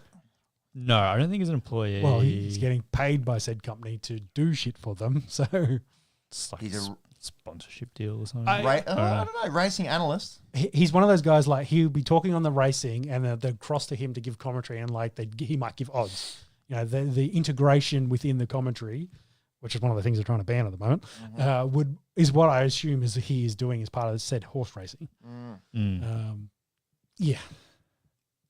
Crazy. I think the AFL will be looking at that. I still think involvement where they are paying you money from a gambling company, and then you officiate games that said gambling company puts gambling odds on. It stinks The that tiny optics bit more aren't with an great. umpire, doesn't it? Yes. Just because someone that has 100%. so much control over things. Yeah. Yeah. Yeah. That, though, maybe not directly impacted to what happened here. No. I think Zach, what he was saying is he actually asked the question, was like, why did you pay that? Maybe his English no good. Yeah. Yeah, it might be a bit dyslexic. Us boys are on there. He got a few words. Trying to do mixed up. quick maths. Yeah, exactly. But it's a logical question. He might have said, why did you pay that? And then he's gone, well, that's back chat. You've asked me how much am I getting paid? It could be a complete misunderstanding. Of course, for whatever reason, there's no mics and there's no audio of said thing, or there's a little bit of audio that you can barely make out what anyone's saying. It's the same mic at the Jeffrey Epstein fucking jail cell is what's happening there. So convenient. So conveniently turned off, yes. So convenient. There was a lot of, the old heads in the media of talking about, one of them's going to be a liar for the rest of their career coming out of this. Ooh. And, the AFL, of course, backed the umpire. Mm-hmm. And so Zach's got a fine. He does have he's got a hearing. What's the thing they call? It's not objection. Appeal. He's got the appeal hearing. I was I trying don't to about find Friday night podcast anymore, dude. The boys are a bit flat. Yeah. It's I been was just like, what the fuck's this word? Yeah, he's got an appeal hearing on Monday to, try to get rid of the fine. The fine's $1,500, I think it was. Okay. I think it was fuck all in the scheme of things. Yeah. Have you seen the price of fuel? Yeah, true. That's fuel for a week. So yeah, I think the story was probably blown up out of proportions, as any sports competition does. But yeah, I think it was he said, she said, and the AFL's going to buck the umpire. So it is what it is. But I think the optics that came out with the whole thing and the whole about paying and stuff, it was just like, I think it's just the wording of it all. My question is, how many umpires have got like these sponsorship deals? Well, presumably he knows a lot about horse racing. Yeah. Presumably, yes. I'm guessing so, yeah. That's what he does on his day-to-day besides doing a few games on the weekend. True. I suppose so. Hit him up for some tips tomorrow. Yeah. Who you picking in Hawthorn versus Port Adelaide? That's it. Hawthorn should win this game pretty comfortably. They are without some key forwards. So Jack Gunston and Marbia Chall are in the outs. I think Colsha Deer is back in for memory. I think Hockball's pretty good. I think Hawthorn should win this pretty comfortably. They've had have they played since Easter Monday? Did they have the bye? Maybe. I feel like they might have. Anyways, that Easter Monday game was red hot. Oh yeah, that's right. They smashed the Dogs at Gather Round. Yeah. So yeah, they're looking red hot. The Hawks, they're third. I think they'll win this game pretty comfortably. Did you want to comment on Gather Round not being at the same stadium? It was at 3 different stadiums, and you had to go if you wanted to. That's how it's always been. Just I think it was more the rugby league heads. Was like, well, get all the boys together. You go to one stadium, everyone can watch their team play, etc. I thought the choice The of which NRL stadium was interesting. Because do they change it every year, or is it the same? Yeah, no. They have a purpose-built Barossa Park, which is like an hour north of and Adelaide. of course, they're going to use the Adelaide Oval. So and then Norwood Oval. and then it's from who makes up which is a SANFL game. I quite like the concept, right? Because you've got, I suppose it's one extra game compared to the league, and they're longer games. They are longer games. So logistically, it makes sense to me, but. I saw plenty of comments going, it's like, it was too expensive. If you wanted to see other games, you couldn't do it. What's impossible? You can't actually go to every game. No. Which is very different. If you're an absolute rugby league nerd and wanted to go to 8 games back to back, you can do it. You can do that. That's what Magic Round is. I can also see it in terms of pumping up the South Australian economy and getting people out in the Barossa Valley or in the suburbs and into pubs and clubs and venues that aren't just around the Adelaide Oval. I can sort of see the understanding around that and making it a real big Visit SA sort of promotion. The scheduling maybe of a few of the games like Swans and Suns, potentially 2 top 8 teams, maybe even a bit better, playing at Norwood Oval, I also understand why they're not big Victorian teams in terms of bums in seats and whatnot. But yeah, I think it's been a success. I think that probably the only thing that was out of their control was the weather, and it absolutely rained cats and dogs, particularly Thursday, Friday. But there was some rain all weekend, which is quite unusual for Adelaide. But No, I think overall it's been a big success, and they'll continue to pump some money into the SA economy. It's just going to be when does Perth put up their hands and say, hey, give us one of these things? Yep. Yep, definitely. Very interesting. Did want to ask you a question just on this lightning delay. How long does a half go? An hour and a half of elapsed time? What are we talking about? For an AFL half, how long does it go as the elapsed time? So it depends, right? quarters So it's 20 minutes of time on the ground. So once the ball goes out, you have time off. And most quarters are around about the half an hour of actual time. Okay, so I'm just with quarter time, it's usually in real time. It's probably 75 minutes. Okay. Yeah, I was just trying to work out more lightning, so they're not restarting this game till 10. 10, that's crazy. I was trying to work out whether we'll go past midnight, but at this stage, maybe 11:30. Might be 11:30. Yeah. Might be 11:30. Interesting because we're whinging about not being able to see the finish. Yeah, exactly. You're going to be able to chuck the cats and dogs on. They'll be done in 20 minutes, and then you'll be able to watch the whole thing. So, they've planted the weather. Well, yeah, sometimes bum on the seats. Most people will probably have to piss off and go home. Make it home. I'd love doing that in Sydney. Yes. 3/4 time there in Geelong, it's 89-47. Last Saturday game is Adelaide versus St Kilda. Absolutely devastating news this week with the passing of Crom captain Jordan Dawson's brother. So Jared Dawson, I think his older brother, went missing during the week, and they had to say that Jordan wasn't there at Wednesday due to personal reasons, and obviously a lot of speculation there. And then, the club just released a statement yesterday, just saying, very saddened about the passing of Jared Dawson. So he'll miss this week, and then have to try and get up and about to lead his team, which is just devastating news. Thinking of him, and then how the Crows come out tomorrow. Sometimes it's a catalyst for a really good game, potentially when a leader goes through something devastating on a personal level. So feel for St Kilda running into him. We'll see how they play. I feel like the Crom are going to be too good regardless, but I think so too, potentially. If they're turned up for this one, it might be a big score. The going back to that gather round game because it was Carlton, weird game that was like 13 goals maybe in the first quarter, just end to end kind of stuff. Both teams scoring at will, then the heavens opened up and the game really slowed down, and the Crom were able to sort of play the contest better in the wet footy, or with the wet footy I should say, and win that one. But I think they should probably be too good for St Kilda tomorrow. Agree. I am conscious of time. Sunday we've got North Melbourne, Richmond. North could they get in the top 4? North be good. They're currently 7. They'll be sniffing. They'll be sniffing. I think they win. They should beat Richmond. Melbourne run into Brisbane. You'd think Lions be too strong after D's have just dropped one. Yep. And then Freo, West Coast. We've got a derby game to finish. On Sunday night, Freo have won the last 8 of 9 of those. Yep. Yeah, I think more of the same, unfortunately. Where are we on the time? It's 9:30. No, in terms of time elapsed. Now 28. Not okay. We're still a lot to get through. So I think we're front heavy. Let's say. Okay. Our back end's a bit light on. Let's go. Not enough junk in the trunk. Sure.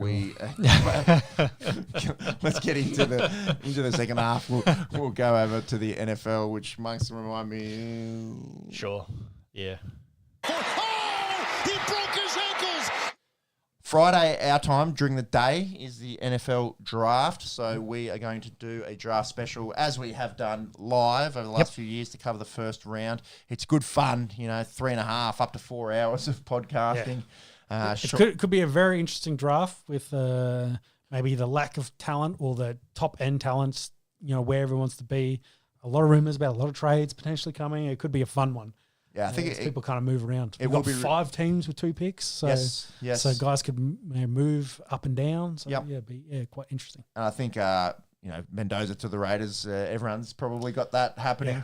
I'd say, I guess the Kirk Cousins maybe ask some It's questions. a bit of a spanner in the works, doesn't it? Like they could make it work if they don't want to, but I just think it makes too much sense. Like, yeah, there's definitely plenty of question marks on Mendoza, but I think for where he's at, you just take the measurables and be happy with a, 6'5", 230 quarterback and just go from there. Who didn't lose a game in his senior year and Yeah. won a nutty with Indiana. Heisman, etc. So you'll take it. We've all got him going 1 overall to Las Vegas. The Jets then come in 2. David Bailey is probably the odds-on favourite there. Edge out of Texas Tech. Yeah, and Monks has got there. Reese is his one, and Reese is probably the next one. A lot of conversation about those two. I think Bailey's kind of leapfrogged him as a pure pass rusher. Like if Jets want pass rush, he's potentially the better one. He's fast. Yeah, Reese though has a lot more off-ball linebacker in his, and his true position might actually be middle linebacker. So I don't know if that will happen. It'd be interesting to see where he actually plays a legit position, and that could also lead to a bit of a slide for him too, because he's not. The pass rushing is a projection. Like he wasn't a dominant pass rusher in college, and he did enough off-ball linebacker stuff. And I guess he didn't play middle that much because Styles is in that spot. Yep. So it's that conversation about what do you think he is, and we'll be interested to see what team kind of takes that risk. Yeah, definitely a lot of analysts in their mock drafts have David Bailey going to... Doesn't wear gloves. Psychopath. Yep. I don't know how many pass rushers these days don't wear gloves. He's got the tape fingers though, doesn't he? Tape the fingers. He looks like... who's Julius off Remember the Titans, Yes. Flashback. Great movie. Old school. Ninja Green, I think, used to do that too. So I don't know if he's going to put some gloves on in the NFL, but you don't see too many edge rushers these days that don't wear gloves. Arizona have the 3rd pick. You reckon this would be a bit of a smoky? But they could use an elite running back talent, and we have one of the highest touted running backs, maybe since Saquon Barkley, in Jeremiah Love. You reckon the Cardinals might take a dash at him at 3? For what I said about Reese, I think is the reasoning. Because they took a tweener not that long ago, which I now can't remember his name, and it didn't work out for them. It was like a linebacker safety. Arizona did, and I can't remember his name. It was only a couple of years ago. I'll have to look it up. They took him with their number 1 pick? With their first rounder. Yeah. So first rounder. I feel like maybe that hurt them, and then knowing Connor had that bad leg injury. Yeah. Benson's got ACL as well. It's coming off that. And, Love's just looking at you. So it's just like, everyone's mocked like him going to the Titans. It's like, hey, we're going to get the next Derrick Henry is sort of, who's going to be the next king for them. They need a running back. But I think it makes too much sense for the Cards. I think the Cards need offensive help more than they need defensive help. And to me, why wouldn't you take Love? So that's why I put him there. I've gone Arvell Reese. I think Love will go with the 4th pick to Tennessee. But I can definitely see the concerns there with Reese and Love being probably definitely the best offensive skill player Simmons in this draft. Simmons was the Cards. Isaiah Simmons, linebacker from Clemson. Yep. That was 2020. It's going back a bit now. It's even gone further back. Yeah. That was the year Time after flies. Kyler Murray. Yes. Wow. Yeah. A lot happens in the NFL, doesn't it? Mm-hmm. And Monks has got David Bailey, so we've just done the swap there, Monks. So I think that some sort of combination of those 4 will be in the That's first 4 kind of picks there. Because I think I've then flipped it for Tennessee. You've gone Love. I've got Reese there, kind of fitting in that spot. Monks is an interesting one there. He's got Bain coming up all that way there as an edge, but you've got a bit of a run and edge rushers there. So I guess if they want to be honest, edge, he might be the next best one. Yeah, I did this in like 5 minutes, completely just reactionary. Well, you also have to think how rare it is for running backs to go in the top 5. Yes, as well. Yeah, I don't think I even had Love in mine. We don't have anyone at New Orleans. I could probably go the Saints, but they could use it. If he falls that far, Kamara's he's past that 30-year-old hurdle now, so they definitely could get younger. There you go. Giants, you guys have got Carnell Tate with a healthy Malik Neighbours. Geez, that'd be a good 1-2 punch, wouldn't it? I think so. That might be the combination if they want to go all in for Dart, because they could definitely use wide receiver help. These teams go up the top of the draft really could use anyone. So you've got Downs in there. I think Downs would be a good pick as well. So I think safety in the top 5 might be a bit again, tough. yeah, there's a few So here. that's the question. Whereas I think most of us have offensive line talent lower, which is probably going to be wrong. Yeah. Yeah. If recent drafts historically, are anything to was- go off, Yeah. get some tackles up yeah, there. that- I was They thinking a fly tackle off the could go ball. to the Cards, potentially, either just because that's something that they'll I agree. stupid that they'll There's do, or there's talent there. Yeah. Who's going to be the best tackle? Because I've got, we'll get to Proctor a little bit later, but you I know, think Fano, Proctor's too raw. Yeah, Fano might be. It depends on what you want, because I think Freeling's the only left, Yep. and the rest of them all right. Yeah, Freeling could go in the top 10. Yeah. But then that might be too far for him. Like he might be, like around 15 kind of thing. It's again, really hard to tell. It's a fun draft It's an in that interesting way, draft because yeah. there's a pretty, there's not a huge overreach of talent. It's kind of a bit parity across it. It's not like the draft, the 2024 draft from two years ago. That the talent level in that draft is world class, like across the board for all the quarterbacks, the wide receivers, all the positions that kind of going out there. Whereas this draft is not there. I don't think so. Remember when we were covering that one? I remember being surprised when Penix went 8 because I reckon 1 to 7 we were pretty much on the money. Hey? Yeah. There might have been a little bit of because everyone had Caleb going first, but then the Jaden Daniels Drake May order was maybe uncertain. But I do remember only being surprised at pick 8 in that year, which is I think this year we might be surprised at pick 2, pick 3. Exactly. Yeah, and probably only one quarterback goes in the first round. I think maybe someone wants Simpson late, but it's going to be tough. Maybe. Yeah, it's going to be tough for that to make that happen. How do we finish up our top 10, Jimmy? We're up to Cleveland, so they have the 6th pick. There's a lot of talk about potentially trading this pick. Yep. They do have 2 picks in this draft already, so so they could definitely trade down. Yeah. You've got Mansour Delane, cornerback corner. out of LSU. Browns like to take corners, but they could use offensive talent. You've got Tate there, that makes sense. Tyson there also makes a lot of sense. Jimmy, I really like Tyson. I think I've got him there for Kansas City. You guys got Lemon there I've skipped a couple to get down to 9, but that's kind of where they take receiver, don't they? I think that's where wide receiver. Right? And I think so, and come back and get tight end maybe because they've got 2 picks.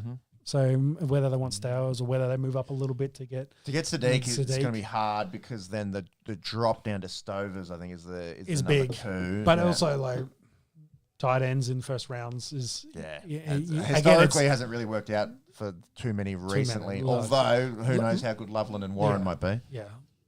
So, but then they're going in mid-20s, so maybe that's a range where they've got some range to move up potentially. To finish out Washington, I think defense. I think everyone's kind of said defense for them. They probably could do with some more. They could do with a running back too if Love makes it this far with the injuries they've had. In the youth. You've got Bain, me and Monks have both got Sonny Styles. How high can an inside linebacker go? So historically, rare for them to go top 5, but I reckon definitely top 10 for Sonny Styles is there's a lot of prediction. His combine was off the chart. Yeah. And there's a lot of projection there that maybe he could also pass rush a bit. So, but again, that's projection. And do you pick top 5 for that? That's why this draft is interesting. There's guys who's just I'm just not sure. I really like Tyson, and then I guess I've got the first guard / tackle there in Ione, and that's going to the Bengals. I went Proctor, but again, I'm not sure on who the best tackle is in the draft, and Monk's got Caleb Downs down there. It's just a little taster because you get to listen to 3.5 hours of that dribble if you're a real sicko, and it falls on Friday this year, which is a work day for a lot, so definitely can run that through your Spotify or Apple Pods after it all happens through the weekend to get all the as it unfolded, I should say, live call essentially because there's always a few surprises and it's always fun to see the live reaction to that. Yeah, I think this one could be like last year didn't have that many trades. I think this year it could have a lot, so which would be fun. NFL draft week, and Sean's made an interesting little. Got my big board ready. So. Boards. AI sort of helped with a spreadsheet type. All by hand. Oh yeah, all you, bro. All you. Sorry. Telling about your secrets. But no, the graphics look cool, and that'll all be sort of there on the screen, ready to go as picks come out. Yep. All right, let's talk some NBA.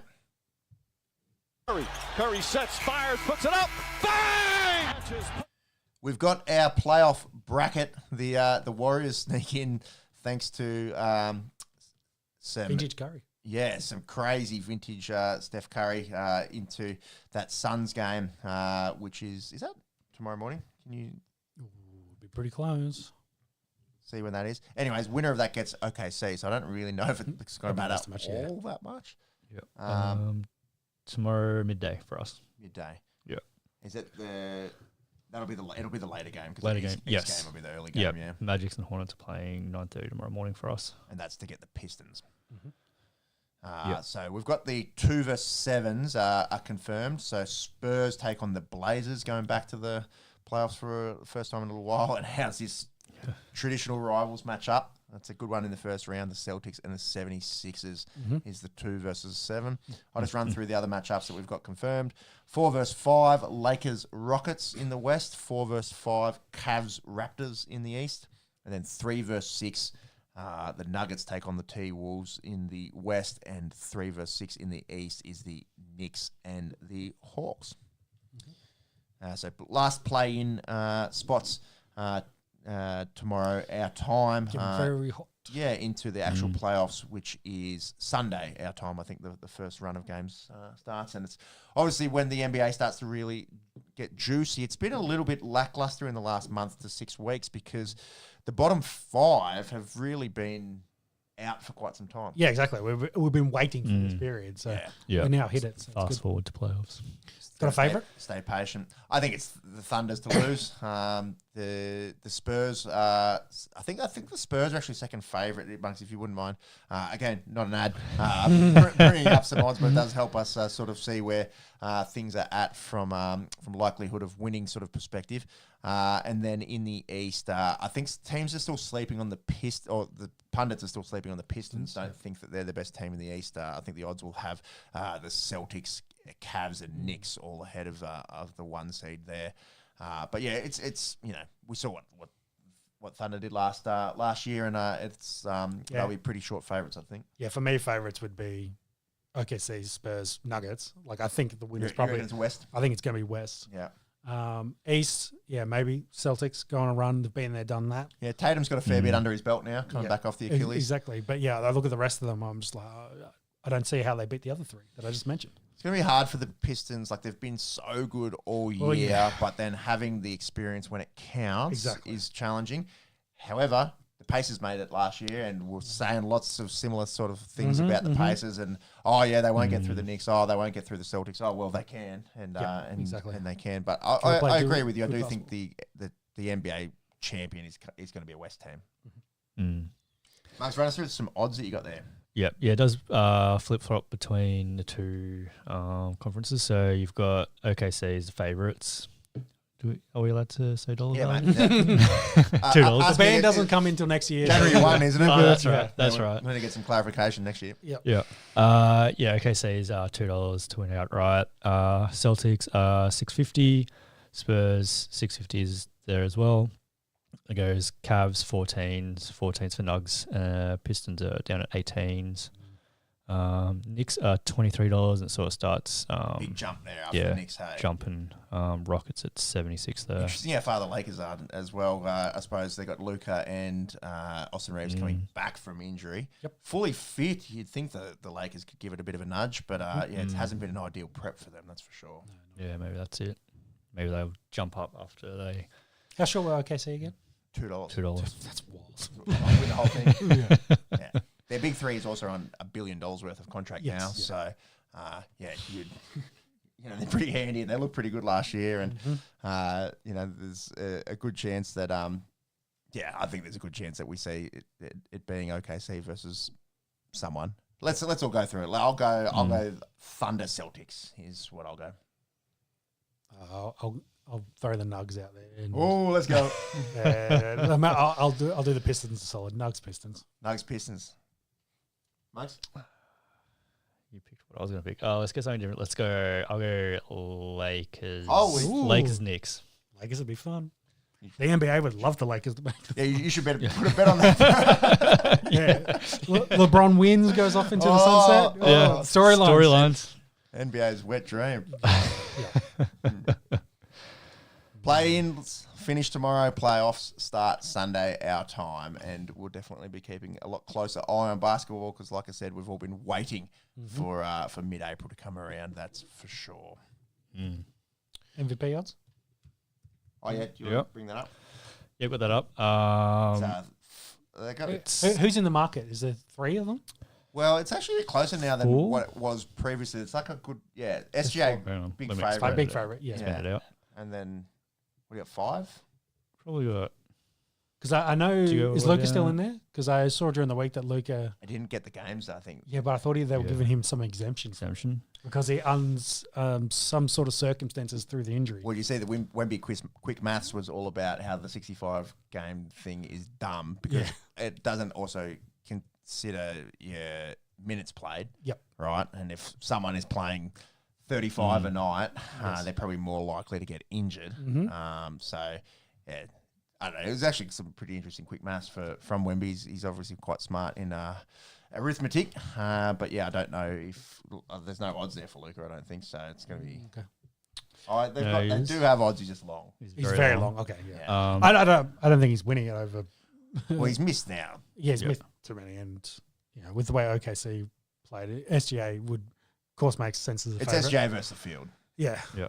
I throw Joker out there because of, again, sets new NBA history, led the league in rebounds and assists for first player in history that's ever been done. Averaged the triple-double, threw in a lazy 27 points a game. So crazy. Like when you look at it, his numbers the last 2 seasons when he hasn't or may not win MVPs compared to when he won MVPs. He's improved. He's still getting better, but yeah. So, whether they're like, SGA got last year, maybe Joker gets this one. I don't know, but I don't think so. To me, I think it's probably... He's already won 2. It's those 2, like, I think are the 2 for me. I'm not sure if the odds have anyone else. There's a 7'4" alien that might... true. There's the alien. That's good at maths that might have something to say about it. Yep. Yeah, no, that's it. Yeah, so he is second in the race, $6. Jalen Brown, Jason Tatum, both at $11. This is finals MVP, dude. That's why the odds. That's why I was just like, I'm sure the market was shorter. Like for Luka, I'm pretty sure we had like 3 in it last time we looked. As soon as you said Tatum, I was like, this is not good. I was trying to figure out why it was there. Anyways, SJ will be the short favourite for the MVP, but Joker I think should be the second, and then Wemby I think is still in there, and then I think it drops off. Is that right? I don't even know anymore. Can you get a player props? No.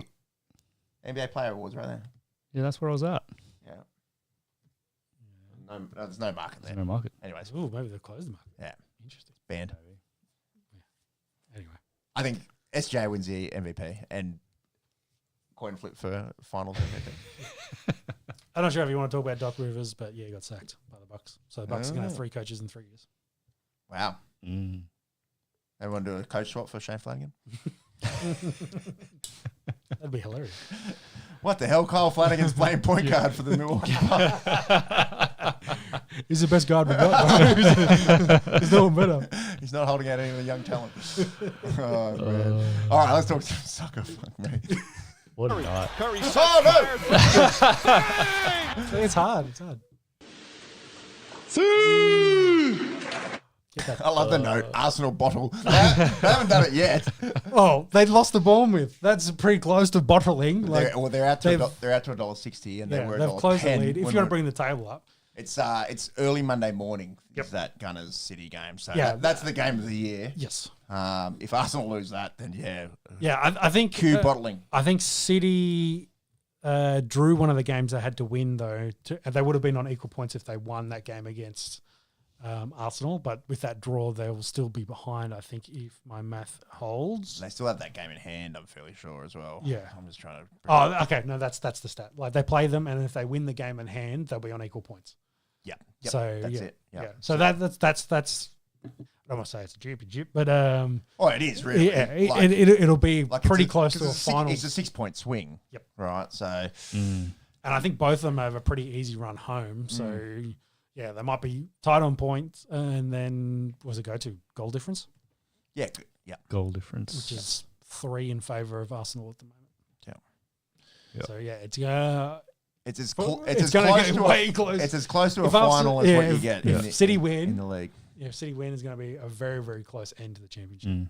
Well, I guess that's it as well. Like if City win, like that goal difference is going to. It's not only points, but the goal difference will also swing because you expect. I think we looked at both their run homes. 1 or 2 goals ahead. At minimum. Yeah. Exactly. So and I think Arsenal's run home, they had 4 of the teams in the bottom, and I think City was very similar. If you want to check that, but I think they outside of that game on Monday, their run homes were meant to have been easier. But hey, they dropped that game against Bournemouth. We didn't think they would lose. So yeah. So they So what they got? City, Newcastle, Fulham, West Ham, Burnley. They should win out. They shouldn't really be losing any of them. Yeah. And what's City's run back? Newcastle maybe is like Newcastle been pretty unders this year, but they've still got a pretty good team on paper. Yeah, and they finished with basically the same. Burnley, Everton, Brentford, Bournemouth. Yeah. So this is the final, man. It's a final, and they're going to be on the same point. Well, if City wins, they'll be on the same points, and then No, not yet. They're still 3 behind. 3 behind. Yeah. So where's the actual game come from then?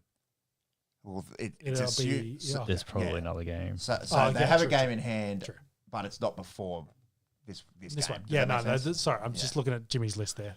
There's an actual game not shown on your list of 5. That makes sense. Maybe. Yeah. Yeah, it has to be. They got Villa as well. Yep. Villa to finish. Yep. Which is, they might be playing for Champions League spot. Like, if Arsenal's won out from there, that might, I don't know. I'm trying to play out all kinds of scenarios in my head here. It's going to be a close comp. I was talking about Champions League. United on 55, Villa 55, Liverpool 52. Chelsea probably a little bit too far behind. Had a bad run. Look at their run, yeah. They've lost 4 of their last 5. Do play United next. So it's tomorrow. Can you go down to that bottom because Spurs are in strife? I think Spurs are done. I don't know if it's that close because 19 and 20 are Dunskies, but then if you look at the points there, so Tottenham are finally they're in the drop zone. That's the first time I think it's actually been like that. The start I saw today was Carson Wentz has won the same amount of games at Tottenham Stadium as the Hotspurs have because they played there. In the new stadium. yeah. Because they played there during the NFL season. So Spurs haven't been doing too good. Yeah, they got beat by Palace, but didn't Leeds won during the week as well, I'm pretty sure, which meant that Leeds jumped them. Yeah, I think Leeds beat United. Yes. Yeah, which is not good. Leeds, not I think Tottenham. They're probably pretty close to safe-ish there. Yeah, I think it's between them and the Hammers probably. Spurs runs home. Yeah, well, Forest are 3 points clear. Leeds are 6 points clear of Tottenham now, so Leeds probably safe. Yeah, I think Leeds are safe. I think it's Hammers. It's Forest, Hammers, Spurs for that last relegation spot, and Burnley and Wolves to go down. Yeah, it's going to be crazy last month. Imagine if Tottenham got relegated. Was their record still recent? Yeah, they had 1 draw. Yeah, I still don't think they've won in the league this year. No. Which is, Poor Ange. Yeah. Consider where they were. Dude, he's Kermit the Frog drinking the tea, mate. Yeah. That is Ange Postecoglou right now. That was not the problem.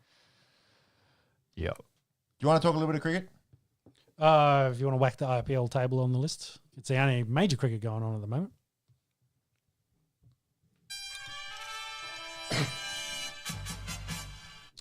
That Suryanvanshi is going crazy. He hasn't made a ton yet, but he's striking at 250, 270, something like that. Yeah. Hitting Boomer for 6 off first ball and shit like that. So we need you to get the 2 caps, Jimmy, who's leading the bowling and the batting statistics, and we need a table as well. Oh, there you go. Coley, hey. As of a day ago, but it was pretty close up there, but that for it is, yeah. Yeah, so Kohli 228, Henrik Klaasen 224, Rajat Patidhir 222, Ishan Kishan 213, Prabh Simran Singh 211. So 5 guys within about 20 runs there. And then most wickets is Krishna and Kamboj, 10 in the IPL at the moment. Can you go to the table there. So Punjab at the top at 9 points. RCB, Rajasthan, a pretty big jump then down to Sunrisers and KKR down the bottom, really struggling. Where were all our Aussies, by the way? Were they Sunrisers. Yeah, I think most of them at Sunrisers. Cam Green not off to a great start. Unfortunately, the most expensive player in the auction. Can you bring up all the run scorers? I thought it was interesting watching the. I want to find where that kid is at for his strike rate. You might need to go to ESPN. Go to Quick Info. That's just Yeah. It would have been that 81 link that was on it. I did think it was interesting in the top there was heavy Indian flavour. There's no real international sitting in that top stats there. Klaassen was 2 in runs, but you're right. It's becoming. I think that's a trend that I've just noticed in the IPL over the last few years. They're just of course they want to push their Indian talent, but it just seems the international talent that is coming across is not featuring as much. Yeah, I don't know if it's a conditions thing or if it's just the Indian talent is just too good. Yeah. There's a 15-year-old kid who's looking like the best player in the comp. Yeah. Who's an Indian. Like, it's just they're so set up now for having immediate success, particularly with their batting. Yep.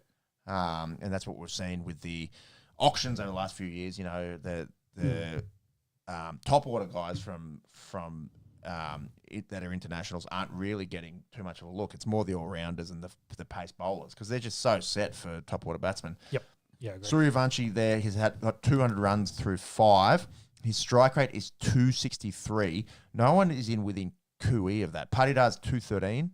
And then, no one sort of up the top there is even 180 plus. How many sixes is that? 18 sixes? So it's, only Patidar has more sixes.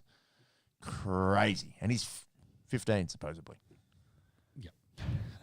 Pretty According wild. to his birth certificate, that's paper. Just go back to that. Yeah, but you're right there, Sean, because the top 10 for runs other than Klaassen all Indians. Kohli, Patidar, Kishan, Singh, Iyer, Suryavanshi, Samson, Jaiswal. Yeah, down to just Butler is the next. She's like 11 or something. Or 13 maybe even. Yeah. So for batting wise, massive bias towards the Indians. Tim David doing probably the best of the Aussies down there. Yeah, I was just looking for those. He's got 147. He's only got out once. But not a whole lot of Aussies on that list. Yeah, Travis down Head is bottom, way down on 120. And then it sort of tops out with 100 odd runs. Did you see the news? You know how we talked last pod about Big Bash wanting to take a game to play in any India? developments on that? I haven't heard anything more. The interesting that news story is the IPL wants to come out and play a game at Adelaide Oval. Really? Yeah. So which I thought was interesting, but whether that's them doing the opposite as well. It was like, hey, let's try to grow the IPL internationally. Yeah, makes sense. If you probably send out Hyderabad, for example, out here to play at Adelaide Oval, and dude, it's happening. It's money. Yeah. 10 years time, Royal Challengers Adelaide. I think it's going to happen. Yeah. The Melbourne Indians. I mean, you already got pretty much every other T20 league is basically has got IPL. It's exactly the same investors. Yeah. I think it's good. Yeah. And I don't want to say they all become bush leagues, but I think they all become second tier, and then the IPL.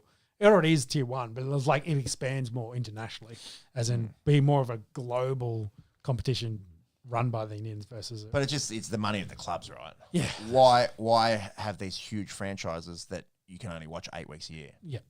When you could have them play in the IPL, but then have that same franchise, and then you get to watch in the Australian summer. Exactly. And you get to watch them in England. Yeah, I get where you're coming from. You know what I mean? Yeah. It's Like just follow the money. The one IPL. Just follow the team. money, baby. It's It's like, will Kohli It's end a up brand. just Like playing? you build the brand, and you right? spread the brand all over the place, and it plays all year round. Like it's and then you get the summer. And you get to a point where like soccer, where you have clubs dictating to international teams what you can and can't do. Yeah.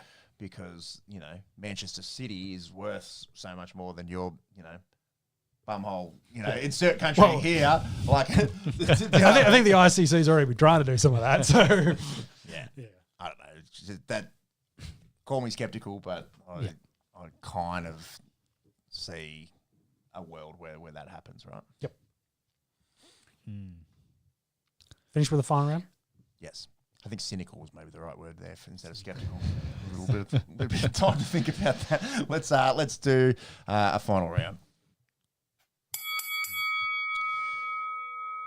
UFC 327 saw some crazy scenes with Carlos Ulberg knocking out Yuri Prohaska with a blown ACL. Yep. We were up and about in the group chat here. Live, we were thinking Achilles, pretty classic Achilles type mechanism with the step back onto a dorsiflex foot and that big calf ripple. Pop, Pretty indicative of Achilles type injury, and then slowed down. And the GOAT of sports medicine on YouTube, Brian Suter, is sort of showing just like that little sort of pivot shift of the tibia shifting forwards on the femur, and then that calf ripple just happening because of the ACL. Snapback. Yeah, the ACL giving way. Yep. And then the crazy thing about the fight is he then goes out to knock out Yuri. Not too long. Fights after. on for about, I think, another minute and a half after that. Yeah, same round. He isn't it? eats, I think, 3 leg kicks, like right on that knee too. God. Jeez. Like, I take Yuri's point at the end of this is like he showed mercy. I don't want to say he showed mercy because he still attacked the leg, but I think he simplified his game plan. As in, he stood right in front of him and said, "No, I know you can't move around. I'm not going to push you to move around. We're just going to bang here and see what happens." Which ended up being a fatal error. Yeah, exactly. Yeah. So then, he gets him backtrack and he follows him and then just walks into a left hook and puts him out completely, knocks him out. So. It was his fight probably to win at that point, and it was pretty back and forth up to that. But credit Alberg to get the finish, knowing that another minute if he gets to the bell, like he's probably not seeing the second round. He sits him down and they go, "No, you can't fight on that one leg. It's cooked now." So. It had to happen then, and what a wild story to kind of finish it up. I'm trying to think back to when Aspinall did his. Did they just call that straight away? Like He went down. He went down, and it was just like, I'm like, I can't continue. So. Yeah, which is a bit more classic. So for an ACL, and with Aspinall's recent history and that, like lots of comments floating around, getting stuck into him. It was just like, hey, if Carlos can do it, he can do it. Yeah. I'm probably not going to join that rhetoric and calling one of the toughest motherfuckers in the world soft. No. But he's probably do what you want in the comments, guys. He's probably carrying an extra 30 kegs on that knee as well, so maybe a different scenario. But it's different how it played out, and maybe he had just enough support to be able to be weight bearing enough to continue. Shows what adrenaline can do. Yeah, right? exactly. That's the thing, like you can snap, but you can still keep on going on if we've seen NRL guys. There's plenty of guys that have ruptured and finished the game. Greg Inglis is a classic, but there's multiple occasions where guys have ruptured and have known something's wrong with their knee, but maybe not have known that their ACL was ruptured and have been able to finish out games and then have gone and had surgery 3 days later. So seen all kinds of crazy stuff. We saw Lindsey Vonn trying to ski on a ruptured ACL. We've seen Peter Wallace in the NRL play years on a ruptured ACL, although I can't remember what happened acutely there, but to be able to actually weight bear and be able to fight through the pain of it's more the fresh rupture is pretty crazy. Okay. Yeah. Is a complete rupture the pain less than if it's a strain? Yeah, is that how? That's a great question. So oftentimes people can say a partial tear of anything can sometimes be less painful. It's case by case is essentially the short answer to that. I'm pretty sure guys fighting in the UFC have a pretty good pain tolerance. I'd say so. Maybe. I would say so. But you also seen guys get dropped, and some of the leg breaks that we've seen in the UFC. It's pretty hard to fight through some of those. I think early in the fight too. He's still probably super high on adrenaline. I think the adrenaline is the big factor here. Like if we're talking maybe 4th round, it's been of a war, like maybe a different scenario. But fatigue. It happened. I think that the wild thing is it happened. There's definitely some interesting light heavyweight fights, and maybe I'll use that as my transition because Paulo Costa won his fight with a TKO there, and I think that was his debut in light heavyweight, so I think he'll get a high ranking. I'm not surprised that he can get around at light heavyweight because he always looked jacked, when he's down at middleweight, and maybe even more comfortable for him, fighting up at light heavyweight. Yeah, and then I don't think he's fought at light heavyweight back in the day, and then went down to middleweight and had a few losses against Strickland and Whittaker, and then has gone back to potentially a more comfortable fight for him, weight for him. Yeah, I wonder if he was overweight for his debut and there was a catch, so they did it at light heavyweight because that's against Vittori, who is a middleweight. Yeah, that is exactly what happened, So, I'm pretty sure. Yeah, so then he's returned. He and missed. then, I think he missed. Yeah. And then I think he struggled against Roman at the weight cut, so he's come up. Yeah. And I'm not sure if he might even check Jimmy to see if he's got a ranking now, but I think he'll get one. And then Dominic Reyes beat Walker by decision as well in that division on this card. So a big light heavyweight card for this. So, some guys there looking to fight because Carlos is, he's probably going to miss 12 months now. So it's like, is he going to have to vacate? And then, one of these other guys steps in, or does Yuri get another vacated belt fight after this one was for Alex Pereira going up? So, it's pretty interesting where the light heavyweight division is at the moment. Yeah, I'll say Ulberg will definitely have to vacate and make or whether if they think 12 months is, or 9 to 12 months, like a definite, maybe they do an interim. They might do a an interim. fight in the next 6 weeks. 6 months, and then do that when he gets back. Yeah, it's interesting. Yep. Costa's ranked 7th. 7th. In that weight division. Yeah. He did lose his belt while partying, but like the actual belt. So. Not. Oh, he physically lost it. Physically lost it. Yeah, he didn't. Someone didn't duel him for the belt, as let's say at the after party. Get him. He's weak. Get him while he's weak. He's good. One leg. No, he just the belt went walkabouts while he was having a party. He has had surgery. Ulberg posted an Instagram story Thursday, caption knee surgery done, picture lying in the hospital bed. So from that moment, you can probably give it 9 to 12 months, I would say. So can you go back to the rankings for me? So Alex Pereira's, I don't think Alex is coming back. So Yuri's still there coming off a loss. Nearly everyone's coming off a loss there at the top, which is wild. So and Costa's up at 7 already. There is a world where he's fighting for an interim. Yep. Yeah.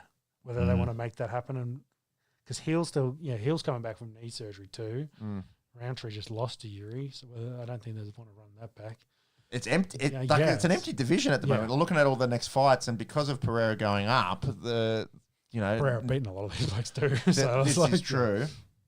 The only highly ranked guy that's got a fight upcoming is Blachowicz at 328, who fights Bogdan Guskov. So if he wins that, he presumably will jump Prohaska, and then I don't know if they hold Pereira there while he's up and doesn't have a fight. So it's also he's not getting any younger as well. No, so. He'd be pushing 40 on Blachowicz.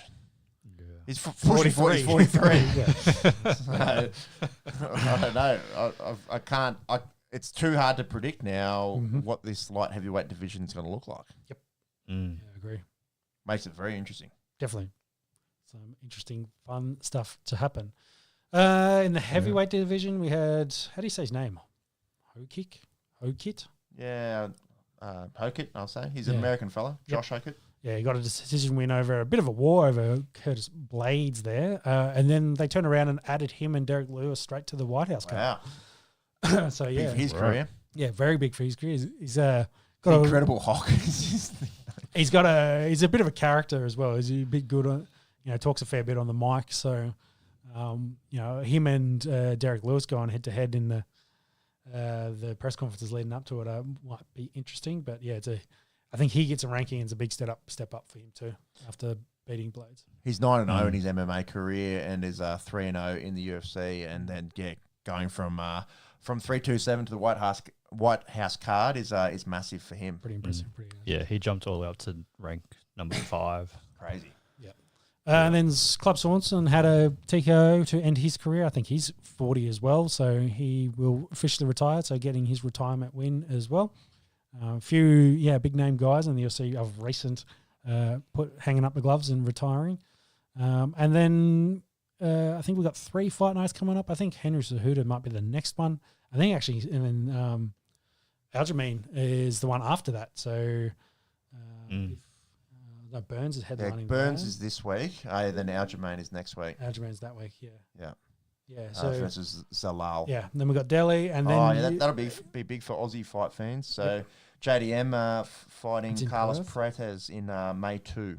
Yep, and then we get to UFC 3/28. So which is Hamza middle. Strickland. Yes, middle of May. So another month before another pay-per-view. But yeah, a lot of fun, interesting cards in there. That Joshua Van fight got moved off UFC 2/7 as well because he had a small injury. So He's exciting. A flyweight so champ at the they'll moment, run that Josh back. Van. They'll run that back on UFC 3/28. Talk a little bit of boxing. Tyson Fury had a win. And that's his first fight, I think, in 18 months. Speaking of old dudes. Yeah, I don't want to say tune-up fight, etc. But then had AJ, Anthony Joshua, so only 37 there, had Anthony Joshua ringside and called him out. So looks likely they might make that fight happen. At long last, the English boys finally going head-to-head. It's interesting. I think Usyk has been coaching AJ as well, so which would be wild that he would then coach AJ to potentially win over Fury, considering their history together. Yeah. That was the interesting progress in the heavyweight division. Tim Tszyu did win that fight; he had to win. So the Spence fight looks on, and then his brother, I think, is fighting in a week or two. So I saw an ad for that on the KOs a minute ago. Yeah, that Tim Tszyu one is scheduled now. So Errol Spence, roughly July. That is huge. That's a big name in boxing for Tim Tszyu. Especially, and Spence coming off a long layoff too, having been a dominant champion himself for a little while. Does he only have one loss, Errol Spence? Yeah, to Crawford, where he lost all his belts. So nuts, eh? Yeah. So yeah, it's a big step up. Yeah, huge. But it's also guy. Big Russ coming off a big layoff, hasn't had a tune-up fight. So that Crawford fight was 2023, 3 years. Yes. So since Errol Spence Jr. fought. It's been a while. The truth. Strange that because he's only 36, right? So 3 years in some of those, last sort of prime years. It's interesting that he's had a layoff. I'm assuming that Crawford fight paid pretty well. Yeah, probably no financial. I've lost my belts. Yeah, you lose all your belts, and you're just like, Crawford, you fought him, you're probably thinking he's generational. So and boxing, even compared to the UFC, the emphasis on the record is so much more. You could just lose the love for it and just be like, hey, I've made enough money, I don't need to do it. I got 100 million in the bank, I don't need to get punched in the head. Yeah, exactly. Yeah, so that's fair enough. So we'll see how that goes. But yeah, that's boxing. Do you want to finish with some golf? It's a great segue, isn't it? Boxing into golf. Boxing to golf. A couple of sweet sciences. You get Bryson in a probably light heavyweight, maybe let him cut a little bit. He got a bit of power. He's got a bit of rig on him, doesn't he? Yeah. Just doesn't have the soft touch, You need to have that soft touch. Hey, that's what Rory had. That's what Rory had. Yeah, baby. But we've got to talk about Live Golf, I think. Yeah. Is the storyline. Dead golf. Potentially could be dead. A lot of reports, a lot of speculations that the Saudi Arabia, the Public Investment Fund, the guys that have spent $5 billion in the last 5 years on Live Golf, might be pulling their funding at the end of the year. Crazy. Because I think, I don't think he's the CEO, actually. I think he's the chairman of something, but essentially the head of Live Golf said, we're all funded for the rest of the year. We're full throttle ahead. It's all looking really good, etc. No commitment about next year. No mention, no commitment. So a lot of rumors, a lot of worries that, and some other stuff happening in and around Saudi Arabia, as we all know. So maybe cutting back on a league that potentially doesn't make you overly too much money. It does cost a fair bit to pay players to run the events. I think the event here was really good. Yeah, I think they had I talked to that's been to Adelaide says it's a mad event. I think they had an event maybe at Augusta recently. They didn't do too well. They're doing Mexico now. Yeah, and apparently it's been a shit show. Yeah. So, a lot of concern that it might be the end of, the money might disappear, and then all likelihood without that money, Live Golf disappears because it's not a cheap league to run. And then what happens to all these guys? Take our Aussie Cam Smith, for example. Is the PGA going to welcome him back with open arms, or are they going to have to sit out for 12 months kind of thing? What's that going to be like? Some couple guys maybe in the wilderness at the end of the year. They're allowed to come back, but they've got to put paper bags over their heads whilst Rory yells at them, for shame, and they get publicly humiliated. And then they're back. That's it. Yep. They're just gonna stand out on the driving range and Yeah, just that's right, take yeah. balls to the face or something. Oh, jeez, Jimmy, that's literally a stoning, bro. That's how do you make sense. Hey, you said it on me. I've got the article up here. Court filing April 16. Premier Golf and its parent company, World Golf Limited, have filed a lawsuit against the PIF, Golf Saudi, and other live entities. It's going to court. There's going to be a lot of money, and yeah, I can see the beginning of the end for live golf. It was fun while it lasted. Do you think golf needs 2 tournaments to be good? No. Do you think PGA improved after the threat of live? They might have thought about golf and how it's presented to young people a little bit. I definitely think the way they show the tournaments has improved. Yeah, and maybe some of the pay is a bit better as well. But yeah, I don't think it's a money thing. I think it's Liv was trying to say, let's take this traditionally very rigid sport and spice it up a little bit. And I think and probably sell to that new market, because there has historically, since COVID, there's been a huge push from like our age, like millennials and even Zoomers, though, to get into golf. Yes. I guess golf seen a bit with wealth as well. Yeah, a lot of people, it can feel a bit elitist. Yeah, exactly. So a lot of people getting very interested in the sport and playing the sport, especially in that age group, which maybe the way the PGA tournaments and how they were broadcast wasn't really the target audience as much. So I do wonder if like, back to your previous question, if the PGA has learnt a few lessons and put on an event like Phoenix now, where it's like this is a party event, and you know we sort of welcome party holes and things. Yeah, like that, that's right. We welcome a football crowd, right, to a golfing event, and then we will still have our sacred masters where you're not allowed to bring your phone in and things like that, and you know they've got enough events where they can. Mix it up a little bit, and then people know as well. You know, this is a bit of a party event. This is a bit more of a traditional golf event. You know, you can address both markets. Yeah, right? exactly. It targets all the audience. So So, like, you bring someone in, like a fan in who likes Phoenix, and then they understand the sport more, and then they become a fan of they Augusta. become. You transition casual to hardcore. That's good for golf, in my opinion. Yeah, that's it. Yeah. But yeah, you also, I do think you want to keep some sort of level of, you know, prestige around the Masters and the British Open, for example. 100%. Yeah. So yeah, I think for what it was, it did help, but we don't need it, I think is the answer. Yep. I think that's good. That's it. That'll wrap us up. Giants. We've got Swans. Still going. We do have footy back. We're back playing, finally. 10:22, and it's only halfway through the third quarter. So, yeah, I reckon you're right there, Sean. It'll be well after 11, maybe 11:15. What's the crowd look like before this game? a few people have packed up and gone home, but there's still a lot of people there. Yep. A lot of people there. Do we get a final score in Geelong and Western Bulldogs? Fuck ton. Yeah, it was like 130 something to. I swear, I looked up and Jeremy Cameron was kicking goals a few times as well, so I might try and find 131 to 56. Smoked him. I got Baslinker in there in the post game. I'll get some players. Get 3 votes. Player stats. Yeah, Jeremy Cameron kicked a few goals. He kicked 10. Wow. You're going to get another Coleman medal. 10 goals, 1. He had 18 disposals, 10 marks, 10 goals.